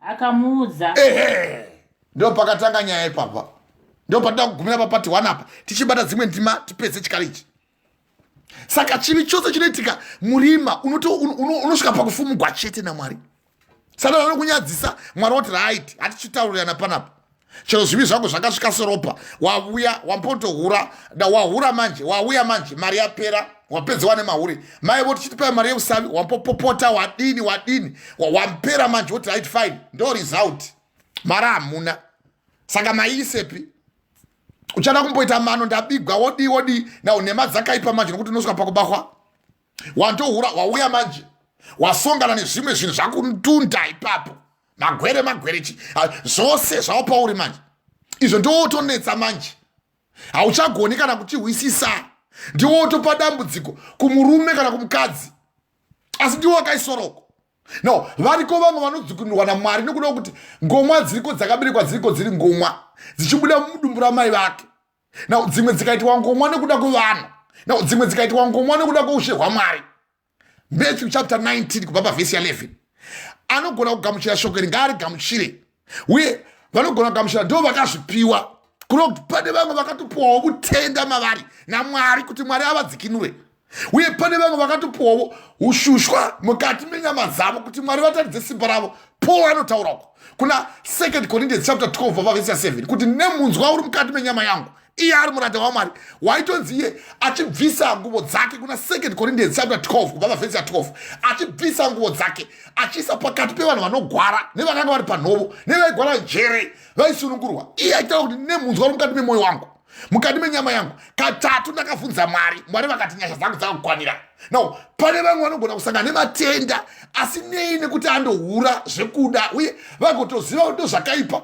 mwari vagozowana simba ravo mukukanganisa ikoko but iwo uri bhizi kuramba uchiita izvozvi wawa shoko iri now izvo ndo zvanova nedambudziko izvo nokuti mwari vanotaura kuti wese wandasunungura ini wasunungurwa pane zvose Saka ugone kutumira Mwari shoko rokuti nemhaka musina kusunungura kana wati iwe Mwari ndauya kwamuri, Mwari vanokuregerera. Na usingawo zvawakasangana nazvo suro kana wakamboita mbonje pauri nenyaya yechihure ukauya kuna Mwari, Mwari vanokuregerera. Ndosaka vachitotidzidzisa kuti regererai vanokutadzirai 70 times 70 psalms. Kunoti kanodarika kakumi kechinomwe kakapetana 70 times 70 times. Saka Mwari vanotaura kuti wese akaita zvivi ngaauye kwandiri. Kunyange zvivi zvako zvakatsika seropa, ndichazvicheresa semazaya echando. Isaiah chapter 5 kubva pavhesi ya3 kusvika pavhesi ya5. Ndichazvicheresa semazaya echando. Kunyange wakatadza sei isaropa raJesu, ijaratina isi dunamite inodhuka kuita sehola chekuti boom. Vauya manje Mwari vokuchenesa, vokuchinja. Zvino zvaunga uchida zviya zvapera. Izvi manje yava result manje. Mwana wauya manje mukati medumbu. Ino muchamuhwanya yenhoroondo yemwanawo. Hazvingopereri ipapo. Nekuti wachifungidza kuti wakangwara, hauna kungwara. Nokuti mubayiro wezvivi ndogorufu, na mubayiro wokuhura pane chinouya. Wahura uko. Wanga chifungidza kuti chichavanzika, uye hazvivanziki. Uchiita basa rekuhura. Mukoro unoyu vana vari kutambura mumbao. Vana havana kana usavi hwokudya. Haugoni kana kuisa kana tebhuro. Okay, fine, woti hei ndinopa mari. Okay, mari igobetserei. Bhuku yangosera kuna Matthew chapter 16 pavhesi ya 26. Zvinogobetserei kuti munhu awane zvose zvepano panyika nechihure chako icho. Uchiwana mamai akawanda. Uye ugoita maclients nemaclients sevakadzi vanogona kuita maclients evarume. Vachichinjaniswa so. Ende memuchichinjaniswa sebhurukwa remukati. Kana auya hamufani kumboziva ndiye nekuti hakuna munhu anoda kuzikamwa kuti underwear yakapfeka mukati ndeyerudzi.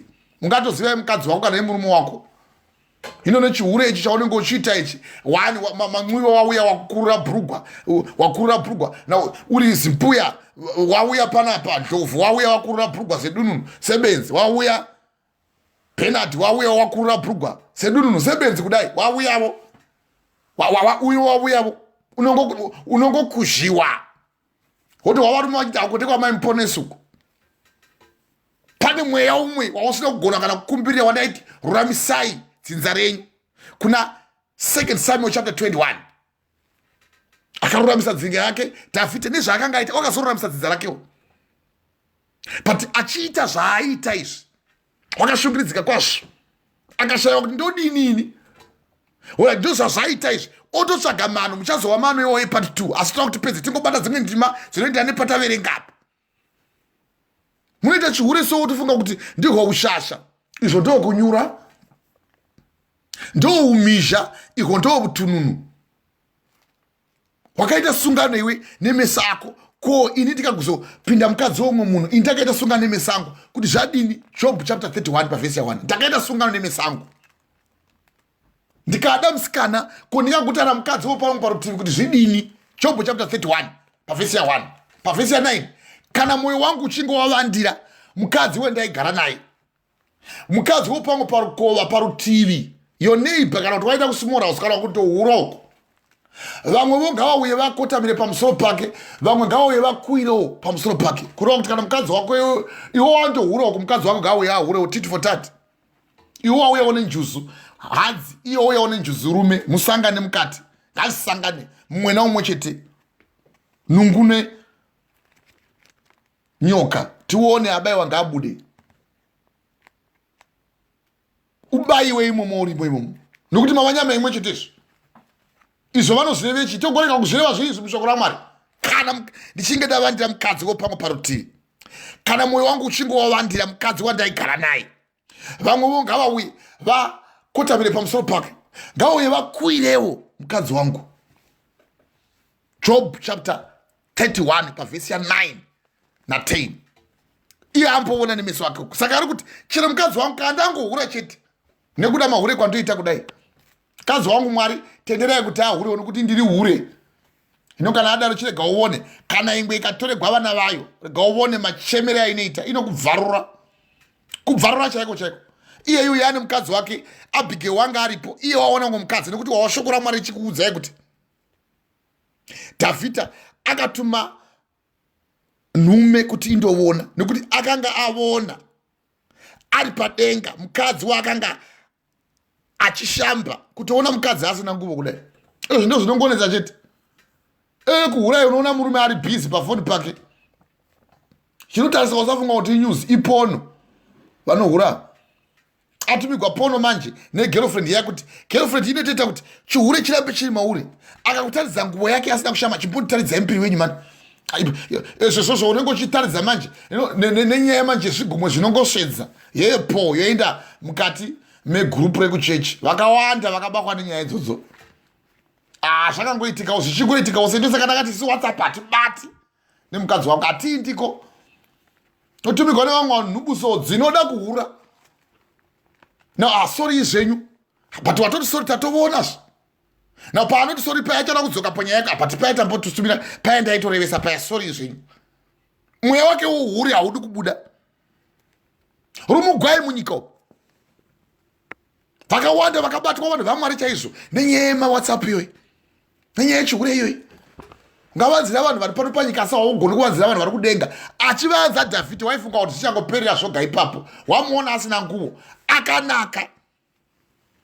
Because bhuku yangu kuti mukadzi wakanga achishamba kuna kuti wanga asina nguvozvo. Achishamba. Zvino mukadzi uyu wakanga akanaka kwazvo pakuona kwake. Kutarisai muone magarawo vakomana ka. Vakomana chitarisa uone zamwiro. Mai vanofana kuva wane zemo nekuti murume wavo hapo. Asi mukaona ndango izvo mweya wekuchiva. Ndichaibata iyo nyaya yechiva, ndichaibata Mwari wechiva. Wapinda manje, wabata manje. Nawo mweya wekufeva ndo wouya manje nesimba. Regai ndichipinda. Kati uya kuno. Pisai apa vatai apa. Hakuna munhu.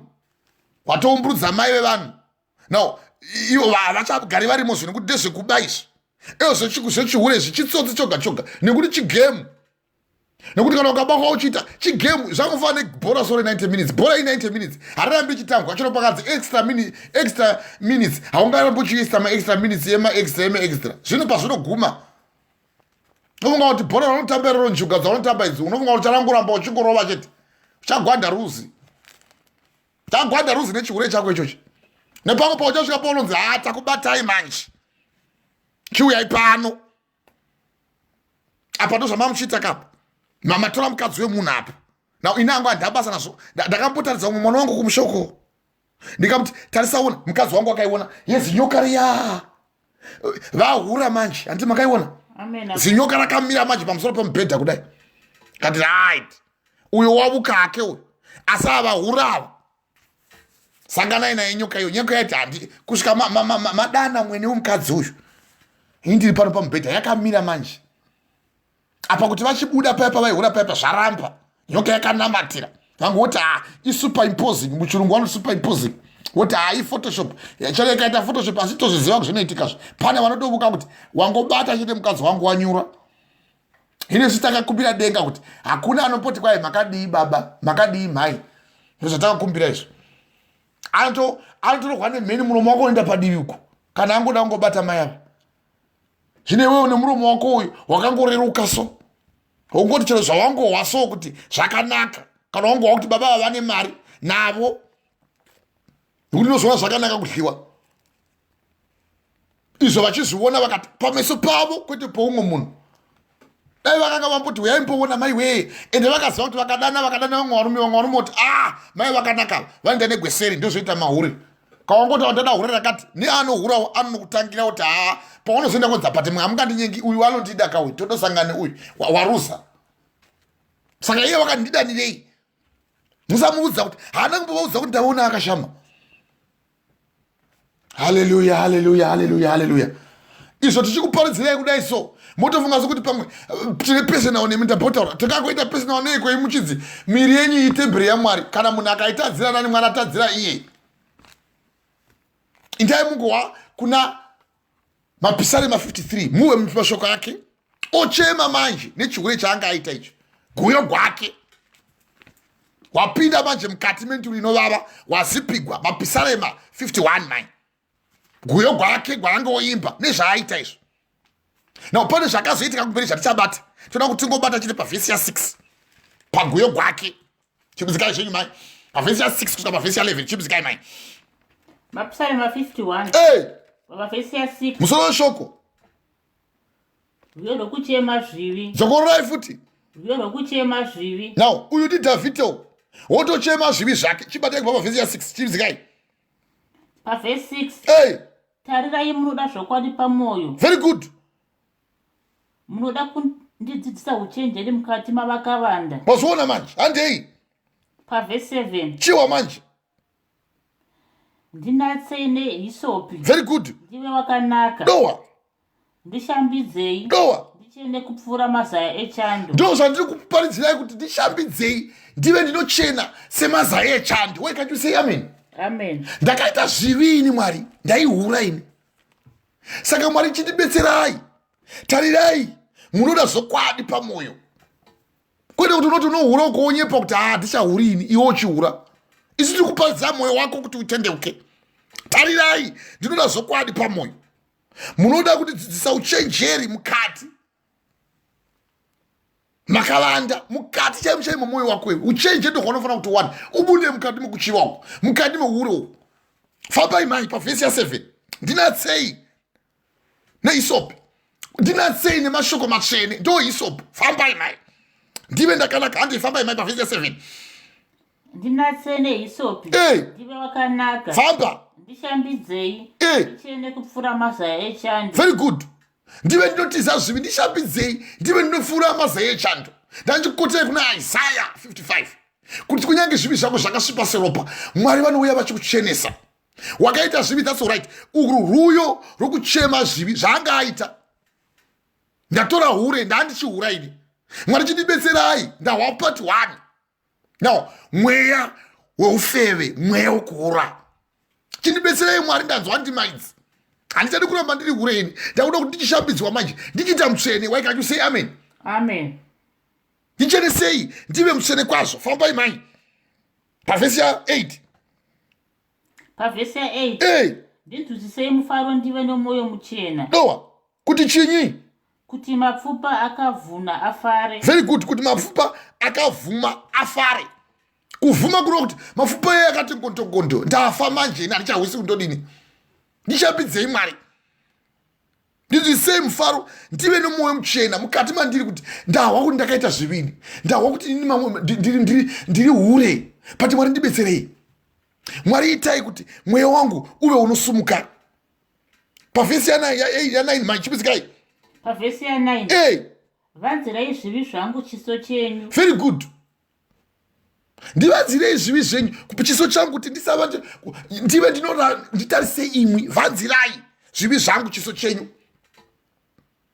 Kana ukaona Mwari vakuona kuti iwe unoita zvakaipa uri hure, ndipo unozoona manje Mwari kuti wakaisigwa kusvina kuti anyadzise miri wake. Saka vanobva vakuwisira ikoko. Varoma chapter 1. Avo vakatsinana zvokwadi naMwari nenhema, vakashandura kuhwinya kwaMwari, vakakufanidza nemunhu aunofa. Saka Mwari mukuchiva kwomwoyo wavo akavaisira kusvina. Varoma chapter 1. Ndinoida ndima iyoyo pavhesi ya 22. Akavaisira kusvina kuti vanyadzise miri yavo. Vanodogona kutsinana zvokwadi naMwari nenhema kuti uri rakanaka. Unodhipigwa iwe. Mahlauzana ukangorega kudla apa wava benzi. Ndinatsei sehisopi ndive ndakanaka. Ndishambidzei ndichene kupfuura mazaya echando. Ndinzwei mufaro. Ndinzwisei mufaro ndive nomwoyo muchena kuti mapfupa amakavhuma afare. Vanzai zvivi zvangu chiso chenyu.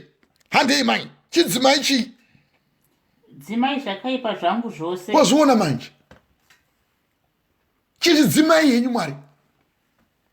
Ndinoziva kuti ndaihura ini. Uye ndinohura ini. Pati Mwari chindibetserai. Iye mukadzi wamakandipa uyu. Iye mukadzi wangu woujaya hwangu. Chindibetserai kundimuchengete ini. Ndive ndinomira pamuri. Ndive ndinochengeta sungano yamakandipa. Chindichenesai. Kindauwe manje kuna Proverbs zvirevo chapter 5 kubva pavhesi ya 18. Ude mukadzi wako ujaya hwako so. Mufare so ndisandanamata newe mwana wavanhu. Part 1. Mweya waufeve, mweya wechihure. Uchinamata so kuna Mwari. Mwari vanokunzwa vagokuregerera zvivi zvako. Ndinatsei sehisopi, ndive ndakanaka. Ndishambidzei ndichene kupfuura mazai echando. Mapisarema 51 pavhesi ya8. Vanzirei zvivi zvangu chiso chenyu, dzimai zvakaipa zvangu zvose. No, zvose izvi tiri kukuparidzirai kuti muwisise mavapo here mai. Zvirevo chapter 5 pavhesi ya18. Chibizikai mai. Sanono tapedza ndimai kasika chibizikai. Tangai pavhesi ya15 chibizikai. Zvirevo 5 pavhesi ya15. Ndoya ndoda chaiyo mukadzi wangu iyo. Zvirevo chapter 5. Musoro weshoko kushata kweufeve. Zokorai futi. Kushata kweufeve. Ndo musoro weshoko uyoyo. Uchiwa kudzivanzirai chiso changu. Uyu wakanga ava mwana manje Solomoni wangoonyorawo nekuti wakaitawo vakadzi 1000 nenyaya yekuda kuurai. 1 Kings chapter 11. Mwoyo wako ukasvibiswa kwazvo nechihure ichi. Iwo chiwa baba wacho Dhavhidhi achiti chivanzai chiso changu kuti chiso chenyu kuti chisaona zvivi zvangu. Ndichenesei semazai echando. Ndidzidzisei mwoyo wangu kuti uve unomira pamuri. Ndicheneswe pakuhura apa. Mweya wekuhura, mweya wofeve. Verengai mai. Kushata kweupombwe. Vhesi ya15. Hambai zvenyu mai. Pavhesi ya15. Inwa mvura padziva rako chairo. Dowa. Nemvura inoyerera patsime rako chairo. Vhesi ya15 vichibizikai. Pavhesi 16. Zvirevo chapter 5 pavhesi ya15. Tambai pavhesi ya15. Zvirevo 5. Pavhesi ya15. Ndoya ndoda kutanga mozonda pavhesi ya16 zvenyu. Pavhesi 15. Saka. Hande. Inwa mvura yako padziva rako chairo. Nemvura inoyerera patsime rako chairo. Zvirevo chapter 5 pavhesi ya15. Ndiyo ndoda chaichai verengai.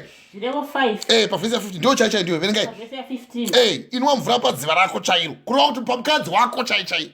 Kwete pahure. Hande. Hambe mai. Nemvura inoyerera patsime rako chairo. Chairo iro kwete kumahure uko. Can you say amen? Amen. Inwa mvura padziva rako chairo. Nemvura inoyerera patsime rako chairo. Kwete kumahure uko. Kwete kundohurisa, kundotengesa sikarudzi yako kana kundotengesawo sikarudzi yako. Ukira uchingoti pose wapinda nevafana vaduku vanotaura kuti mbuya yakaipa. Sambotamba nayo, ukaona wangopinda pairi, hauvati usiku hwose. Inokuchichisa zvokuti woga unogona kukandiwa kuenda mudenga uko. Iwe wotozviva vadundudu kuti nevafana vaduku. Izvo paunofamba wangova munhu wangova rabishi. Iwe ushiwa kunzi inwa mvura padziva rako chairo chairo. Sevarume vomushingoenda vofamba pose wangoita kuti baba ivo vakaipa. Kana uri mushonga wakadla mushonga womusana haumbobetseri. Ishasha iyo uri mufana sokuti iye mufana wotoziva nembuya dzose dzoziva kuti mwakaipa. Ongoma pamadziva ose pano wapinda. Muna Save wapinda. Muna Nyarutedzi wapinda. Right, muna Runde urimo, Mulundi urimo. Muna Mchingwe urimo. Zvose matributaries ose, madirirano ose unongovamo. Na une ngwena dzinoziva pokugara. Hauoni ngwena ichingova padziva rimwe unoziva kuti pane madziva engwena. Nongoti pose idziva rako rinofana kungosvika kungoti pose wapinda wamwa, kana idzo shumba chaidzo. Shumba chaiyo kana ine vana vayazvara inochengetedza rudzi rwayo. Pakangosvika imwe shumba so inoomba so kubvarura chaiko shumba. Haitodi kana imwe shumba rudzi uone kuti iuye izomwa painomwa. Munobvarura nekutambudzana chaiko. Unouya kundodla patodla iwe. Inototona nevana vayo vayazvara vayo vakadzi vayo. Idziva rangu iri. Haupindi panapa. Hino kana yakwegura manje ikarumwa inodotiza haichamiripo nekuti inourawa. Dzinourayana chaidzo shumba kudai. Tunoda kuuya kuzodla patodla iwe. Iyewo unoda kutopota uchindotora mwa wakadzi uko. Iwe ukatorwa mukadzi wako unohwasei. Kana iwe unotora vangu varume vanhu uko. Iwe ukatorwa murume wako unohwasei. Ndozoita ingwe kana yakabvutigwa vana vayo inobvarura munhu. Ndosaka chikupai mufananidzo wemhuka. Tarisai muone madocumentaries wildlife. Dzinobuda pama-TV, nema-TV mazuva makasubscribe kuma-DSTV muriko kumusha iko kusiri kuno kuEurope. Tinayo maSky. Tichiparidza nechikara kudai. imwa mvura padziva rako chairo, nemvura inoyerera patsime rako chairo. Fambai mai. Ko matsime ako anofanira kuparadzwa here? Very good. Iwe ungada here kuti mukadzi wako iwe afamba achindongonomwiwa uko? Matsime ako unoda kuti angofamba achingohleziwa noumwe munhu? Nemhuru chaidzo dzemwombe, mhuri ikaona kuti mai vari kumwisa imwe mhuri siyo, dzinouya dzikagwa dzikatungana, motozoita zvokutoronda chaiko chaiko. Uye hakuna mhuri inoenda kunomwa zamurisirira mai yayo. Iwe unoda kungoti munhu wose wose wawangofunga yapinda ngaipinde ngaimwe. Ndo pakuzobuda mamwa manje, right, maguta manje, nekuti mukumwa wangu pane zvaunogungwa. Nekuti nyota painopera, zvokuti kana uchisangana nehure une nyota yoda kuti ipere, nekuti haurambi uri pamusoro, kana kuti haurambi munhu ari pamusoro pako. Hatiziviwo nemaitiro amunoita, chero muchiita vamwe vanotoita nemota, wozoona nemota chaichai kungodai yafa, kungodai yatsikwa. Zvose izvo waita mota haigari. Nokuti mota yako iyoyo yatova hure, yatova imba yekuti vanhu ngavauye chaiko chaiko mahure, wotoita yekutinda kwazvo. Idzo mota zhinji dzamunoona dzinotindwa nezvidhakwa inyaya yekuhura. Munoenda mumapani, mumatondo muya maunopaka motikari imomomo, right, watora nemahure, wotoziva kuti njira yako unenge uchitodziziva, wotopaka pakona. Iye uchihwa murume anonziye Job achiti, kana mwoyo wangu uchingowandira mukadzi wopangu parutivi, na kana mwoyo wangu uchingowandira wendaigara naye, vamwe ngavakwirewo, vamwe ngavakotamire pamusoro pake. Job chapter 31 pavhesi ya9 ndivhesi ya10. Uchiita ikoko mukadzi wako, iwe uri ikoko mukadzi wako ngaarokwewo, iwe uchitoone mumwe murume wako ngaarowewo ikoko.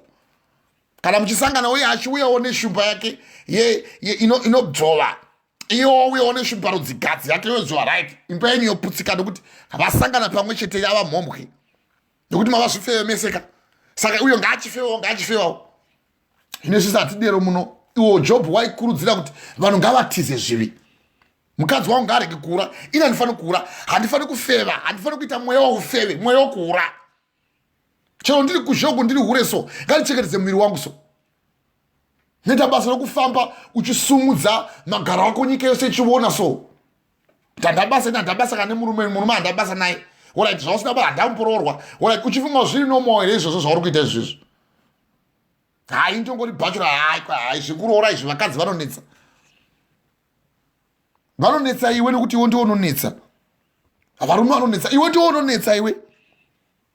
Haina ndipotoga nditotora murume wowane umwe munhu. Haina nditopoti kana happy Father's Day nekuti ndiri murume pachangu. Chihure icho chiya. Zvinoita kuti vamwe wenyu mutizwa nevarume muzotanga kutora mashoka yawo. Ndo zvakaita kuti murume akutize. Mweya uri pauri ndiwo chihure iwe. Unoti kwa Father's Day ndiye yako nokunochengeta vana, iwe unesikaro yomurume rewe. Father's Day nekuti vanenge vasingachengeti vakangotisiya. Zvacho zvokuti unongo wotomonga mweya wechihure ndio wakaita kuti Mwari vamubvise murume iwe pauri iwe. Makambonona kupe chihure, mweya kana uchiuya unouya nekutaura. So as the mind thinketh, so is the heart, and the mouth speaks. Kufunga kunoita ndangariro ndo zviri mukati memwoyo. Now muromo ureva zvizere pamwoyo. Matthew chapter 12 pavhesi ya34. Jesu vakaireva iyoyo. Zvaunenge uchitofunga watozvireva so ndo zvauri iwe. You are so rude. Zvokuti murume achagoni kuzvininipisa, wotofunga kuti kana ndangopinda pepe vakangotaura chino vataura chino ndotohla. Mukadzi akangouya nemiwo varume vacho unokilidzira mukadzi so wandohura uko haunyari, nokuti unoonwa tsime risiri rakoko.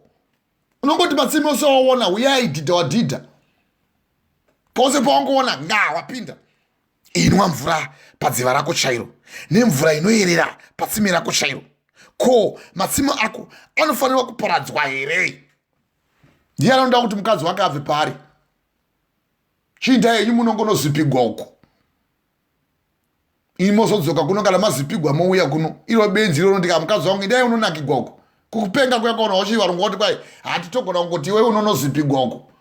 Kana imwe cherere chinekona Botswana kuti kwai murume anogona kungoti mukadzi buda ako ondoti ndabva kuboyfriend, hatichivata zvedu hatiwirirani motosekererana sematonono kupenga uko. Iro shinyira chaichairo rinotouraya rimwe shinyira, kana raona kuti shinyira rimwe ratorogwa rimwe shinyira raro. Ndachikupai muenzanisa weshumba chaichai. Ine uri munhu chaichai unototaura. Vamwe vanourayana chaikuisana poison. South Africa vanopisa vanhu mumatai. Watora mukadzi wangu iwe. Unonohura nemukadzi wangu iwe. Vanokupisa mutai ugopfuta kusara kupira wati tsvai. Ende hapana anokubata futi. Nekuti vanotoziva kuti kana mangoona munhu anopisirwa mutai chihure. MaSouth Africa musabata wabakwa achihura nemukadzi wake. Murayiro wezvivi. Mubayiro wezvivi ndio gorufu. Varoma chapter 6 pavhesi ya 23 ndi gorufu. Asi mubayiro woupenyu kusingaperi ndo muna Kristu Jesu. Uya kuna Kristu Jesu wawa achichema uko. Murume anonzi iye Davhidha, ndibetserei Mwari, ndakatadza kwazvo. Chindirangarirai, chiuya mundichenese. Dzosai mwoyo wangu kuti umire pamurimi. Mundirangarire, ndaihura, ndakahura ini. But nekuti ndahura machindibetserai manje, mwoyo wangu ndoda kuti ucheneswe nemi. Ndifambe nemi, uye ndirambe ndichiropafadzwa nemweya wenyu kwete womunhu. Hallelujah, hallelujah, hallelujah, hallelujah. Amen. Zvose izvi tichikuparidzirai kuti muise. Handei maichipizikai, toda kuti peze ndima iyo. Handei pavhesi ya ko matsime ako anofanira kuparadzirwa here. Handei pavhesi ya 16 chipizikai. Nzizi dzemvura dziyerere munzira dzomumusha here. Very good. Ko matsime ako anofanira kuparadzirwa here. Nzizi dzemvura dziyerere munzira dzemumusha here. Kuti oti chihure chako shuka chouya mumusha mango. Kwedu tinoti ku-DACC, Dunamis Assembly of Christ Church, tinobata vhesi for vhesi. Why can't you say amen? Amen. Kuirova chaiko chaiko. Kuti dziva rako iwewe woda kuti imu muchiti kwai uyu muti womudondo uyu. Musi womudondo hauisi mumusha, handizvame muchiita muchiura. Tagirlfriend havasiti mai vomumusha, muchiita chibhendeso. Hino nzizi zvirokwazvo dzingafanira kuyerera here munzira dzemumusha. Wounza chihure here zvokwadi mukati momusha. Baba wotozikama kuti baba vanga vabva kugirlfriend. Muri baba makachena musoro. Nekose kose mava nemvi. Muchinzi muri boyfriend yachena zidzoro kudero. Nezimhazha rosvika kana kuzasi uku chaiko chaiko zimhazha uku. Motoita zvokuveura chaiko chaiko nokuti motodzi mhazha iyi hatichaidi negeu yenyu. Muchinovandira vana vezvikoro uku. Uri mbuya kunzi uri geu, musoro wachena wose wondotorana nemavhudzi evanhu vakavurawa uko. Vakafa uko vainamata n'anga maIndia uko kuti kwaindoda natural hair kuti nawo zvino pamunobakwa paya vokubatai manje maimufana vanenge vabva kumatora vafana vaduku vanouya vaibvuta wigi yachirega uchiona manje musoro wakachena. Takaposeka vamwe maiguru vangu vakawiswa wigi mweya mutsvene wauya manje ndokuwa p vakasenga mukadzi wangu mushawo. Amen, Apostle. Na izvo zvakakatiri mucheki zvedu ndokuwa wigi musoro wachena. Izvo zvinongotiwo vanhu vanongoti havomanya vovhara nokuti kana wakura kamusoro unochena. Tiri kuseka nokuti hatiri kuseka, tiri kungofananidza kuti kana wakura musoro unochena. Wachena manje unoyeredza nzizi dzokuzhoku dziuye musha mako unopenga here. Handei mai. Ngazvive zvako zvoga. Ndo yandoda manje iyo vhesi ya 7. Ngazvive zvako zvoga. Zvisava zvavatorwa pamwe chete newe. Famba ipapo ndopatoda. Handei. Pavhesi 17. Hey. Ngazvive zvako zvoga. Very good. Zvisava zvavatorwa pamwe chete newe. Tsime rako vari pavhesi ya 18. Handei. Tsime rako ngarirapafadzwe. Very good. Ufarire chinyi? Ufarire mukadzi woujaya hwako. Why can't you say amen? Amen. Ngazvive zvako zvoga. Zvisava zvavatorwa pamwe chete newe. Tsime rako ngariropafadzwe. Ufarire mukadzi woujaya hwako. Ko ule unenge wogozoridireko? Unenge wodireko kuti uinde unotsvaka girlfriend? Unodileko kuti mpono wako kuti kwa kabichi ndoramba ndidla nekabichi ndinobodla une tsunga. Ko iyo kabichi yacho zvayakusisa ipapo zvairi kukuraramisa wani. Ko kanodla tsunga yakafiritiwa ikaikwa rogo. Hallelujah, hallelujah, hallelujah. Iyo miriwo yamuda kuchinjanisa iyo. Okay, fine. Imushi wa Mwari vachitiwa ngazive zvako zvoga. Tsime rako ngariropafadzwe. Ufarire mukadzi woujaya hwako. Zvisava zvavatorwa pamwe chete newe. Nyemhaka yei mai? Sehadzi yenondo pavhesi ya 19. Handei sehadzi yenondo zvandiri kuudzai nemhuka hadzitodi kutorogwa varume vadzo kana vakadzi vadzo. Handei mama? Sehadzi yenondo. Handei? Sehadzi yenondo yakanaka nehadzi yenguruve inofadza. Wazviona manje? Sehadzi yenondo yakanaka senguruve yehadzi inofadza. Handei? Mazamu ake chiwa manje uchisipikwa usoone mukadzi wako mupaso. Famba ipapo. Mazamu ake ngaakufadze nguva dzose. Muchisipikwa uso mukwasha wangu usoone mukadzi wenyu so.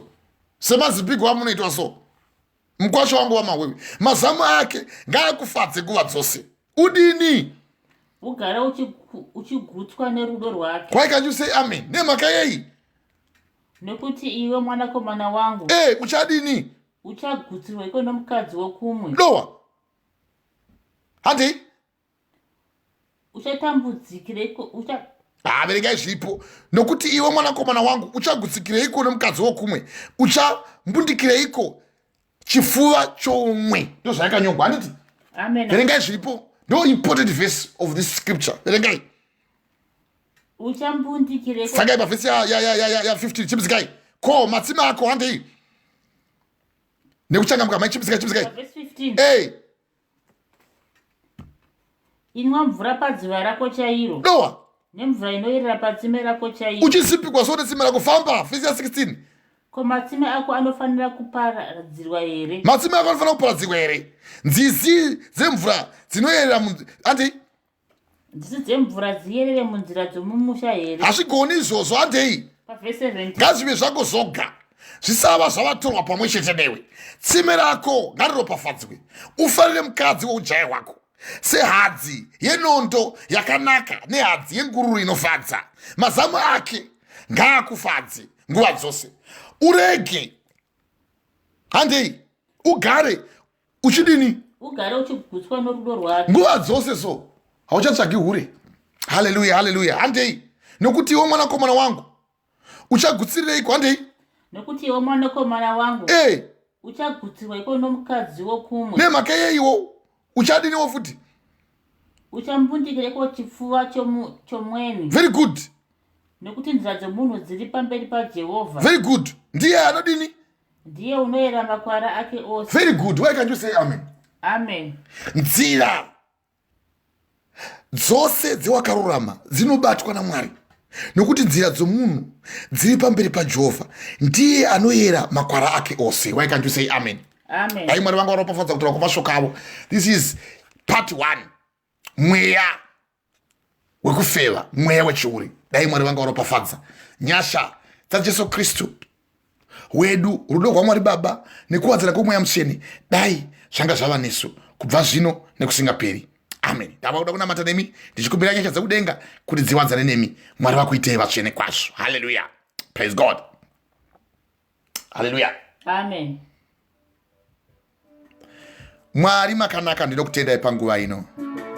Maita henyu Ishe Kristu tanzwa mashoko makuru Ishe Kristu amataura.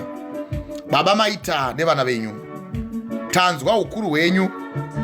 Tanzwa Ishe Kristu Baba kuti muri Baba vakatida, muri Mwari Baba vakatirangarira. Baba tisataura mashoko akaipa. Baba tanamata tikanzwa tikaparidzirwa nemweya wenyu mutsvene.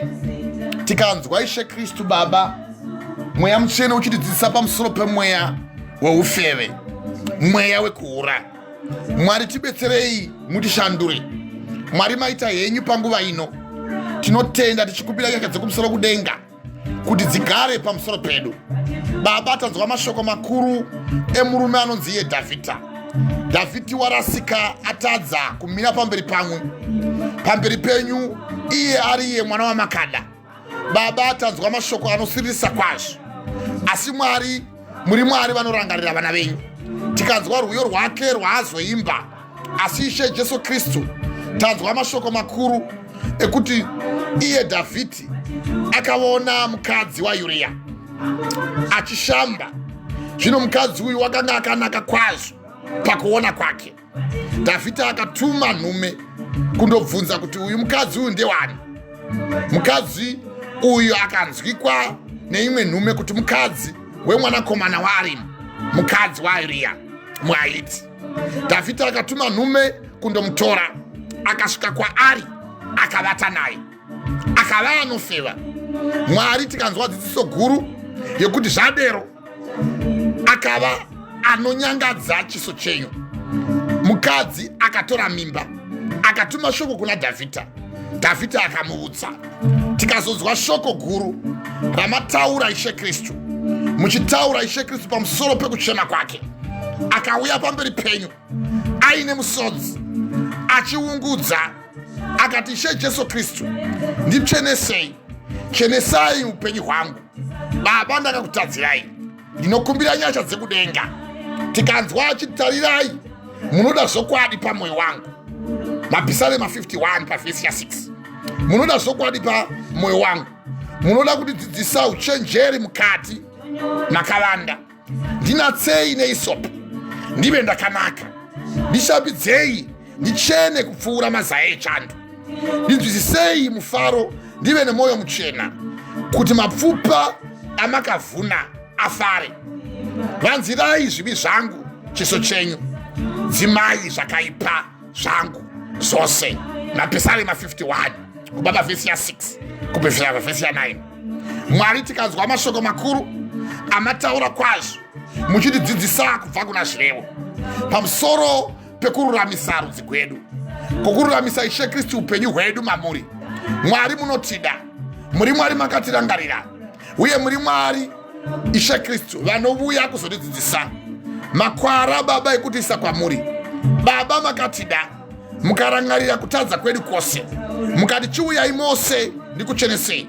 Tikanzwa muchiti imimi kuna zvirevo chapter 5 pavhesi ya 15 kuti inwa mvura padziva rako chairo, nemvura inoyerera patsime rako chairo. Ko, matsime ako anofanira kuparadzirwa here? Uye nzizi dzemvura dziyerere munzira dzomumusha here? Baba muchitidzidzisa kuti mweya wedu ngauve unomira pamuri. Titende uye tive tinotenda mubasa renyu. Tibetserei kuti Baba tinofanira kutenda mamuri. Tifadze meso edu nevakadzi vamakatipa uye nevarume vamakatipa. Tive tinotiza ufeve. Uye kana avo vasina varume vasati varoorwa uye vakabva pavarume, Baba vabetserei vatize muzvivi. Uye avo Baba vasati vasangana nevarume ngavatize muzvivi. Tanzwa tsamba yavaerengwa kubva kuna 1 Corinthians chapter 6 kubva pavhesi ya 16 kuti tizai upombwe pavhesi ya 18. Pavhesi ya 16, ko hamuzivi here kuti kana munhu akasanganiswa nemhombwe iye ava mhombwewo? Nekuti sezvo zvakanyorwa kuti ava vaviri vachava nyama imwe chete. Baba tibetserei, titize Baba kubva muzvivi, titize Baba kubva muupombwe. Tibatsirei Mwari wedu, muri Mwari vakatida, muri Mwari vanotida. Tikanzwa kuna zvirevo chapter 5 pavhesi ya 17 kuti ngazvive zvako zvoga, zvisava zvavatorwa pamwe chete newe. Tsime rako ngariropafadzwe, ufarire mukadzi woujaya hwako. Baba tibetserei, tide madzimai edu. Tibetserei Baba, tide varume vedu. Zvive zvokudya zvavo ivo voga, uye nesuwo tivapewo zvokudya zvavo zvive zvavo zvoga. Baba, sehadzi yenondo yakanaka uye nehadzi yengururu inofadza, mazamu ake ngaakufadze nguva dzose. Ugare uchigutswa nemwoyo nerudo rwake rwose. Baba tibetserei. Maita yenyu Mwari, tikanzwa mashoko enyu makuru kwazvo, nokuti iwe mwanakomana wangu dzidziso. Uchagutsireiko nomukadzi wokumwe? Uchambundikireiko chifuva mukadzi woumweni? Kureva kuti ndingafadzwa here nemeso ewe kure? Baba tibetserei, tidzidzisei kuti tisava tinogutswa nemukadzi asiri wedu, kana nemurume asiri wangu, kana neumwe munhu asina kuitwa sungano pandiri. Zviro kwazvo tisava tinombundikira pachifuva mweni, kana kuti mutorwa, kana kuti watisingazivi. Nokuti nzira dzomunhu dziri pamberi paJehovha. Ndiye oga anoyera makwara ake ose. Zvivi zvake zvichabata muiti wazvo. Baba tibetserei, ndinokutendai. Ndava kuda kunamata, ndavada kupa upenyu hwavo kuna Kristu, ndichitenda kuti mazwa shoko iri. Mwari wamene akubetserei. Isai maboko enyu pahana dzenyu. Ndinamate nemi, ndikumbire Mwari wakumusoro kudenga kuti vataure nemi. Itishe Jesu Kristu, maite enyu. Ndanzwa mashoko makuru. Baba ndatenda. Ndanzwa kuti Ishe Kristu ndinofana kurumurwa kubva kumweya woufeve. Baba ndibetserei, ndinunurei Ishe Jesu Kristu. Baba ndinoziva kuti kutongwa zvakunononoka, vanakomana vanhu vanosimbirira kuita mabasa asakarurama. Baba ndinonzwa tsamba inogara ichiverengwa nemuranda wenyu Apostle Michael Gabriel Prince. Kubva kuna zvakazarwa chapter 20 kubva pavhesi ya11 kutongwa kwokupedzisira kuti zvino ndakaona chigaro cheushe chikuru kwazvo chichena naiye akanga agerepo pamusoro pacho. Nyika nedenga zvikatiza pamberi pake zvikashayiwa nzvimbo. Ipapo ndakaona vakafa vaduku navakuru vamire pamberi pechigaro cheushe. Bhuku dzikazarurwa neimwe bhuku youpenyu ikazarurwa. Vakafa vakatongwa nezvavakanga zvakanyorwa mukati mebhuku iyoyo sezvavakanga vakabata. Gungwa rikabudisawo vakafa vakanga vari maviri, norufu neHadhesi zvikabudisawo vakafa vakanga vari mazviri. Mumwe nomumwe akatongwa sezvaakabata. Ipapo rufu neHadhesi zvikakandikwa mukati medziva remoto. Ndihwo rufu rwechipiri, ndihwo dziva remoto. Zvino kana munhu akawanikwa asina kunyorwa mubhuku youpenyu akakandikwa mukati medziva remoto akatongwa. Mwari ndibetserei. Ndakugamuchirai Baba, ndatiza ufeve. Handichadi Baba kufamba nenjira yakaipa. Ropafadzai mweya wangu. Fambai neni, ivai neni. Munotaura muchiti munogogodza muri pamukova. Zvakazarwa chapter 3 pavhesi ya20. Ani nani anonzwa izwi rangu akazarura gonhi, ndichapinda maari ndigorayira naye, iye agorayira neni. Anokunda ndichamupa mubayiro, sezvo ini ndakakunda ndikagara pachigaro cheushe kurudyi rwaBaba. Iye anokunda ndichamupawo mubayiro. Baba, ndakamirira mubayiro wekutendeka pamuri. Ndibetserei, fambai neni. Baba, ndoda kuti mweya wangu umire pamuri, ndifambe nemi. Baba, ndiropafadze zita renyu, ndikukudzei, ndikunamatei mumweya nemuzvokwadi. Baba, maita yenyu, mashoko enyu ndamanzwa. Kubva zvino tsime rangu ngarive rangu roga, uye pasava nomumwe munhu anonwa tsime rangu. Mwari, mataura mashoko makuru, ndamanzwa. Kubva zvino kuinda kumberi ndichafamba nekutevera tsika yenyu, nekuti zviro kwazvo ngazvive zvako zvoga, zvisava zvavatorwa pamwe chete newe. Tsime rako ngariropafadzwe. Ufarire mukadzi woujaya hwako sehadzi yenondo yakanaka nehadzi yengururu inofadza. Mazamu ake ngaakufadze nguva dzose, ugare achikugusa nerudo rwake. Mwari maita, ndinokutendai. Mbiri kumusoro kudenga, rugare ngarwa rumwe panyika. Luka chapter 2 pavhesi ya14. Nyasha dzaJesu Kristu, rudo rwaMwari Baba ndikuwadzana kwomweya mutsvene ngazvive nemi kubva zvino nekusingaperi. Amen and amen. I thank you. God bless.